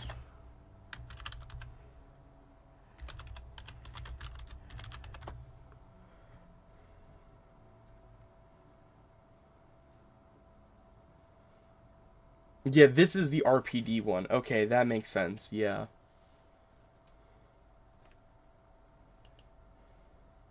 That's fucking awesome. So, I think if I had to rank them, I don't remember the last two that much. So, I'm just gonna say... I'm just gonna put End of the Road because I don't remember it. Maybe, I think it's probably a lot better than I'm giving it credit for. I just don't remember it. Underbelly, because it's kind of more boring. Wild Things, Desperate Times, and I liked the other one. Flashback. I liked Flashback. It has like the serial killer or whatever. I thought it was really cool.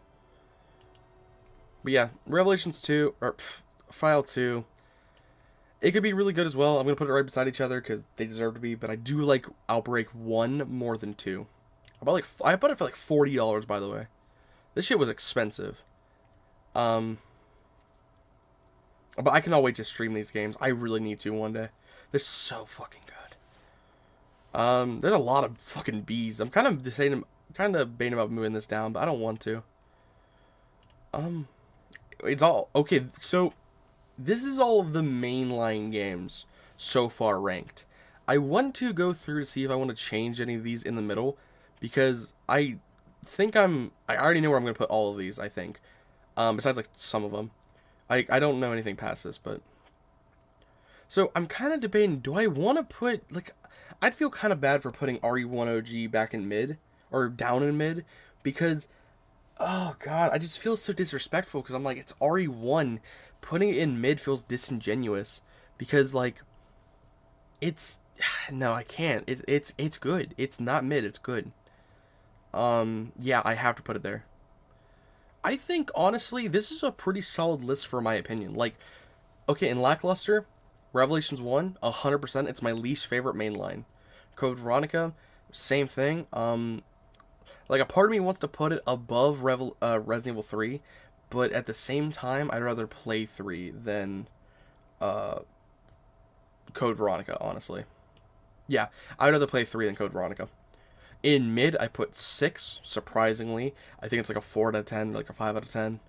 Because I do think there are a lot of good parts in it, and the amount of content, like, there is some good shit in here. I can't just get rid of all of it and say, oh yeah, there's nothing good in here. But there is some good in 6. Even though a lot of people won't admit it, there's some good parts in 6. It's just, a lot of it, it feels like a movie a lot of the time. And a part of me still kind of wants to put it in Lackluster. But at the same time, I want to put more... If I'm feeling later on, maybe I'll put it in Lackluster. Yeah, this deserves to be in C. Then Director's Cut in 1OG. The only reason it's this low is I just think RE1 Remake is so good that it makes it kind of useless, but I'm not going to disrespect it like that. I'll put them here. I think they deserve to be here. 3 is a little bit lower than some people might like, but I think it's still solid. I think, it's still a really good game in the series. Obviously it's fucking good. I just do think that it doesn't scratch the itch that OG Resident Evils do, like 2 and 1 Remake even. But it's still solid in its own right. I still like it. Um, Zero, same thing. I like Zero a lot, and I think the only reason they look low is because of Outbreak File 1 and 2 being here. And a part of me kind of wants to move these in the middle. How would I feel about this? How would I feel about Outbreak being in the middle? That just feels wrong, though. Like, this, in my opinion, feels wrong. Okay, maybe if I were, like, move them. If I'm judging them by the campaigns, this feels more right. You know what? No, that feels way better, because while these are on the same tier, I think I love File 1 way more than File 2. Like, I have way more nostalgia. I like the maps a lot more. File 2 is cool, but File 1's where it's at for me, personally. But I still think File 2 is, like, right here. But I think that, like, is, like, the best of both worlds. Because 3 and 0 get up a little bit more. Yeah, that's fine for me. 7, yeah, I'm kind of, I don't want to put 7 in good. I'll put it in great, but it's on, like, the edge of it. It's barely getting in the great category. Village, yeah, that deserves to be there. 2 in great. I might, do I consider RE2 OG better than 5? No, I think I said I'd rather play 5 than 2. Because I love 2, but 5 is just a new experience with a friend. It's great playing with a friend.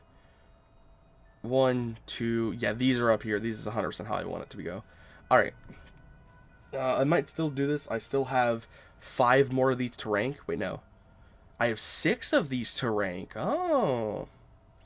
Keep in mind that I have not finished Umbrella Chronicles and I have not finished Darkside Chronicles, but I personally don't care to because the way they play is just not very intriguing. I will one day, whenever I can actually stream it, but I don't know, I just did not care to finish them. But anyways, let's just say these are not going above mid-tier. All of these games here, also Dead Aim is, I have not played Dead Aim or anything to the right of this, so all of this is completely new territory. I don't know any of this shit here.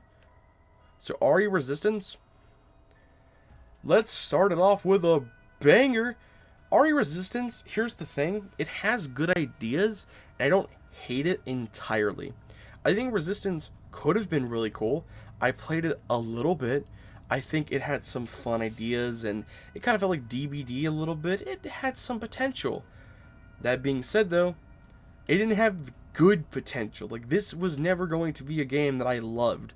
It is by far the worst, like, I mean, it is lackluster. It is the best, like, side game thing they've done. And that says something, considering that it's in fucking D, and it is at the lowest of D. It's just not good. I mean, actually, there's probably ones later on that I might choose, but Resistance, at least as of recently, this is just fucking awful. There's some good ideas here, but it's just overall, it's so fucking boring, dude. Who cares about this game? Nobody plays this shit anymore. No one wants to. Nobody gives a shit. Let's just move on to something somehow even worse. RE-verse is going in fucking bad category. How the fuck did they release this, bro? RE-verse is so dumb. It is so bad. It's unplayable. I'm pretty sure the support is ending, by the way, meaning that it's fucking gonna be completely unplayable soon. It's just not good. It's like, at first I was like, oh shit, it's like a, like, all characters are here and you can fight them all. Also, why was there an RE7 Chris design? Ew. But regardless, it's like, oh yeah, all the characters are here and you can turn into bosses and you can fight, and then you play it and then you get stun locked like 30 times and you're like, oh, this is fucking awful. I don't know what the hell RE-verse is. I haven't played it in years, and I never plan to play it again. Maybe right before it loses its support, I will. But until then, no. I don't fucking like this game, and I don't care to play it. Next, RE-verse sucks. Operation Raccoon City. Okay, look, I'll give it some credit. Operation Raccoon City, I like the idea. I like the idea of Operation Raccoon City. Like, you know, it's kind of like Outbreak in a certain way, but, you know, you're going in and you're shooting a bunch of people, but it's the one that's like fucking, in the first area, you're like shooting actual people, and they're like, you can, like, what's it called? Like, it feels like RE5 at the very end, but like, the first 5 minutes. You know, the zombies feel whatever, the gameplay's whatever, you can turn into a zombie and attack your teammates. It's just weird. It's just bizarre. It's not good. It's so whatever. It's such a meh experience. I give it a thumb down. Nemesis is kind of cool in it, and some of the ideas, like I said, are kind of cool. But overall, also I really like the thumbnail art for this. The cover art's pretty good. But Operation Raccoon City, I never played it all the way through, and you can kill Leon in this game. I'll give it one positive. You can kill Leon S. Kennedy and Claire in this game. It's crazy. Like, that's pretty fucking crazy. How you can just straight up kill one of the main characters with some randos you never met. Ballsy. I think the game is better than Resistance because it's like a full game, but it's not good. Some cool ideas did not match up anywhere. Yeah, Umbrella Corps, I don't care, it's the worst game in the entire series. I don't have anything to say about Umbrella Corps. I don't. Umbrella Corps is a fucking disaster of a game. They should remove this game from every fucking platform. This should never be played. This is a disrespectful piece of shit to the players. Again, Bak Basu has described it in ways that I personally cannot. And if you want to go fucking understand it, watch his shit. But I'll give a quick summary. This was released as a 20th anniversary for the players. They gave us a middle finger. They fisted us for the 20th anniversary. They gave us a piece of shit game that's not Resident Evil at all. I don't know what it is. I don't know if I'll ever play this game on stream. I don't care to. Maybe one day just to make fun of it, but even then, it would be such a depressing game. This is just, I don't want to talk about it. It ruins my fucking life. Fuck Umbrella Corps. I hate it. So welcome to the last 2 games of the series, I guess, that I have to put in somewhere. So here's the thing with these 2. You know what? I don't care. I'm putting Resistance in bad. Fuck it. It's not good. At least this is a video game. Resistance is not. So, Umbrella Chronicles and Darkside Chronicles, they're kind of... This is just the same coin, basically. Like, it's like a Wii... It's like RE4 on the Wii, but like a full game, and you like... Enemies are coming at you, and you have to like aim your mouse, or your fucking Wii thing to shoot at them with your remote. It's cool. I like Darkside more because it shows a lot more things between Leon and Krauser, and I think it's way more interesting. And I think being able to like play as Leon and Claire in the RPD together is really cool. I like the ideas. The execution's a little muddy though, I ain't gonna lie. But I do think it's a lot better than this. I'd even like to call it that it's better than Revelations 1. But Revelations 1 feels more like a video game of Resident Evil than this is supposed to be. Like, this is just a game. You know, like, I don't know. I can't really describe it. You know what? I might actually do this. I might fucking move. How would I feel about that? Because I feel like it's a lot more fair to put these in lackluster, but at the very bottom, because yeah, they're cool games, they have some cool ideas, but at the end of the day, they're barely a fucking, like, it's just like a Wii shooter. It's whatever, you know, on rails. I just don't think that's that good of a game. You know, Resident Evil's not exactly that, but they're cool for what they are, you know. But to call them anything better than, like, even Revelations 1, I can't say that about. It's just, no. I think Umbrella Chronicles and Darkside should be here. I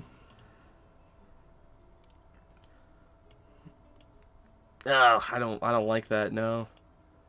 I feel like there has to be more in mid than Revelations 2 and 6. God. I really cannot get past that. I really gotta keep these here. I could put Darkside Chronicles and Umbrella Chronicles here, but I feel like that would just be kind of weird. God.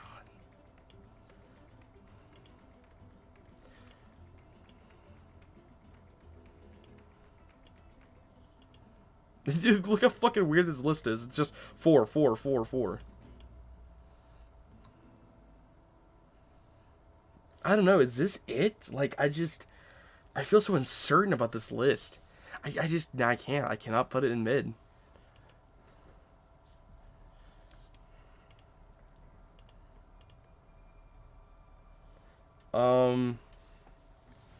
Like I said though, I have not played these 5 or 6, my bad. Dead Aim, I might play one day, but I heard Gaiden's dog shit, Survivor 2's dog shit, Survivor 1's dog shit, 3D Mercenaries is whatever, and Deadly Silence is pretty good. So maybe I'll have to play these two, but other than that, I've never played these games. So maybe I'm not a real Resident Evil player, but I just have never cared to play these ones. So I'm going to go through every single one of these and see how I truly feel. Did I put that there? Nah, I gotta put it in the GOAT category. I could even put 5 in there. Nah, I'm putting 5 in GOAT. No.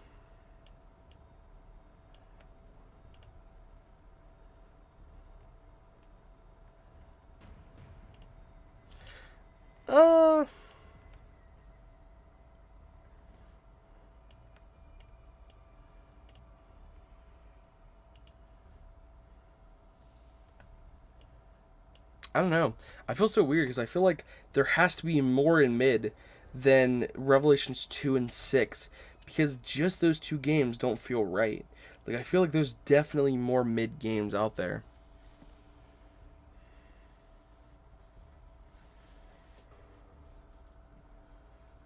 Could I have the courage to call Resident Evil 3 mid?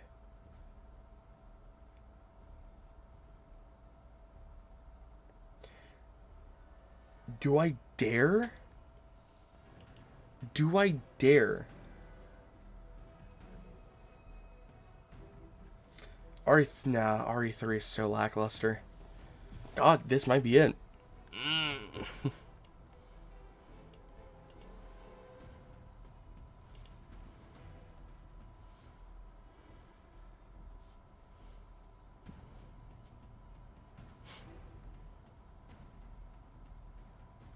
Oh my god. Okay, you know what? I think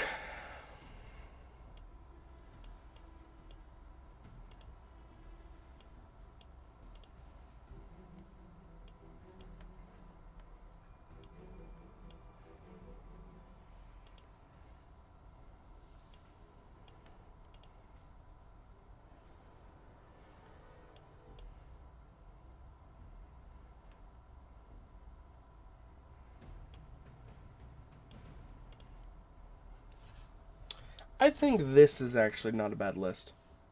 I think this is how I decided because here's my opinion. Not only is RE1 OG, though it does have one remake, but it also has director's cut to make it better.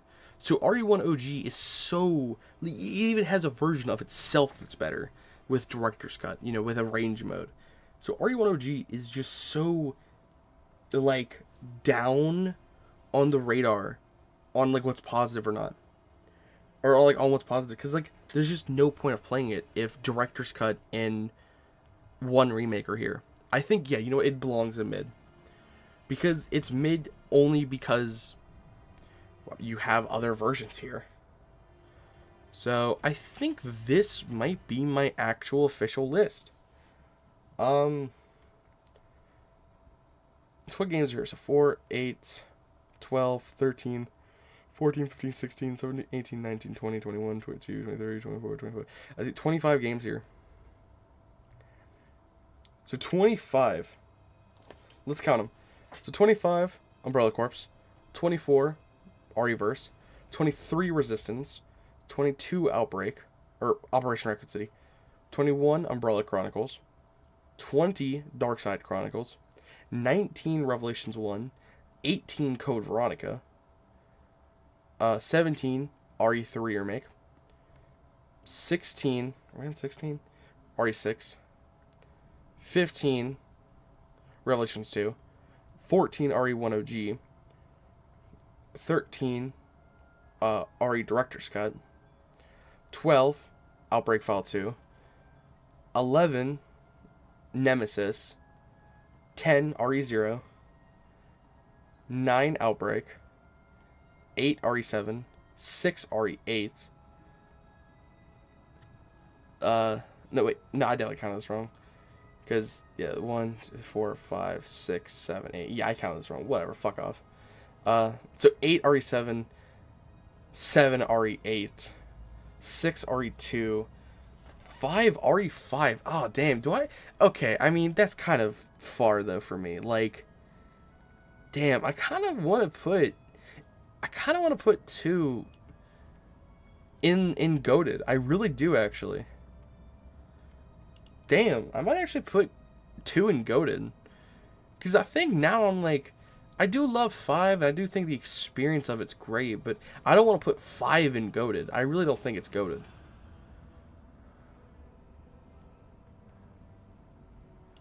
But I don't see myself playing 2 that much to where I could call it that.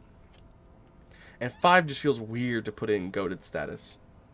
I guess we'll keep it there. It's fine. Yeah, then 4 RE1, 3 RE2 remake, 2 RE4 remake, and then 1 RE4 OG. Alright, I think that is my tier list. Holy shit. So, if you guys skip to the end of this, you guys might be wondering, wow, why the fuck do you have this here, and why is that above this? Well, if you didn't watch the video, or the stream, whatever, then you understand, or you won't understand why. But if you did, hopefully you understand my reasoning. Hopefully you guys like the reasoning. If not, whatever, can't convince you, sorry. But I think this is my list. There are some that I do feel kind of mixed about, where I'm like, I could put this here one day, I could put this here another day. One of my biggest, like, RE1 OG, I feel like belongs in good, but at the same time, the other versions make it kind of obsolete, so what's the point of playing it? Which makes it kind of like, whatever. You know, Outbreak should be, like, in great, but because of its Wi-Fi connections, you know, even 5 and 2, I'm kind of battling on what I want to be my number 5 spot. Both are kind of here at the end of the day. I don't know. But I honestly feel kind of good about this list. You know, like, I don't know if I really want to count these 2, but I think overall, I really do, like, I feel like this captures my opinion about the series. You know? Again, there are a couple games where I'm like, yeah, I could, you know, I could change them. Like, if I had a conversation with somebody for, like, 20 minutes, and they were trying to put me to like, get me to put RE6, like, down here and Code Veronica up here, I probably would, you know. Like, I don't have too strong opinions about some of these games. Like, I could move them around, but I think these are, like, the general areas. At least, I think these are the tiers I'd put them in, personally. But yeah, so... Oh, what the fuck? I never mind doing that shit. The fuck I just did. I tried to screenshot that. I was like, wait a minute, this is not Steam. But I think this is definitely going to capture how I feel about the series. Yeah, this is it. And then hopefully, by the time next year comes out, I'd like to have the next RE game to include on here. I would love to. I just really hope that they fucking release it. And maybe in a year, I'll look back at this list and say, hey, wait a minute. I don't agree with this list. And maybe I'll switch it up. Like I said, I think the last time I did a list was in, like, 2023. And it was way different. Like, I'll just go over some short ones. Number 1, I had never played 3, 2, and 1 OG, so I didn't even include those. RE1 was in great, RE5 was in good, Village was, like, the top of great. I think it was my number 5 spot. RE7 was in good. I had never played File 2. I had never played these games, and these ones have always been in the bad category. Nothing will ever get them out of it. They'll always be, like, the bottom 4. Hopefully we'll never have another bottom 4. Or hopefully we'll never have to add anything to the bad category. Hopefully these ones, when I play next year, or this year, hopefully they're not that fucking bad. But, yeah, I don't know. I probably have a trash opinion. I don't care. I've played this series for my entire life. And I think this overall kind of captures my feeling about the games. These are how I think about them. You know? Like, top is what I just love to play no matter what. You'll see me, like, only playing these games half the time. You know, I love the series from good up. Like, I want you guys to realize that. Like, majority of this I love. And then majority of what's down here is just bonus shit. Like, look at how much is just... Pretend this doesn't exist. There's only 6 things down here. Compared to the 4, 8, 12, 13. 6 compared to 13. And on top of that, I genuinely don't even dislike any of these. And RE1 OG, Revelations 2, is not even that bad. 6 is kind of where I draw the line, where I'm like, yeah, okay, I can kind of see it. But these are the only ones where I genuinely have a dislike for the game. I don't hate them, and I don't think they're bad, but I don't enjoy playing them. 6, again, is like that kind of like middle child where I'm like, I want to put you down here where I don't enjoy you, but 6 has enough content on the extras and other shit where I'm like, okay, it does kind of make up for it in there. The reason why these suck is because of the lack of extra shit. There's lack of extra things. It's bare bones. It's stripped of everything I love. It's not, great in a playable sense. I will put these back up here, of course, because these do count. And these two are just kind of thrown on here because I don't want to put them in bad because they're not, but they are not Resident Evil games. They're fucking shooters. They're Wii shooters, you know what I mean? So I threw them on here because, yeah. But yeah, this is my 2025 Resident Evil tier list. Like I said, I cannot wait to see what my opinion will be next year. I could change my opinion. I change my opinion daily. No one should ever be stuck to one opinion for years. This list changed from last year. It will change next year. Even one of these things will be different. And hopefully, like I said, the next Resident Evil game will be out, and I'll be another year wiser. So, who knows? We'll have to see. But anyways, that is it for the tier list. I think I'll just take a screenshot of this to remember it.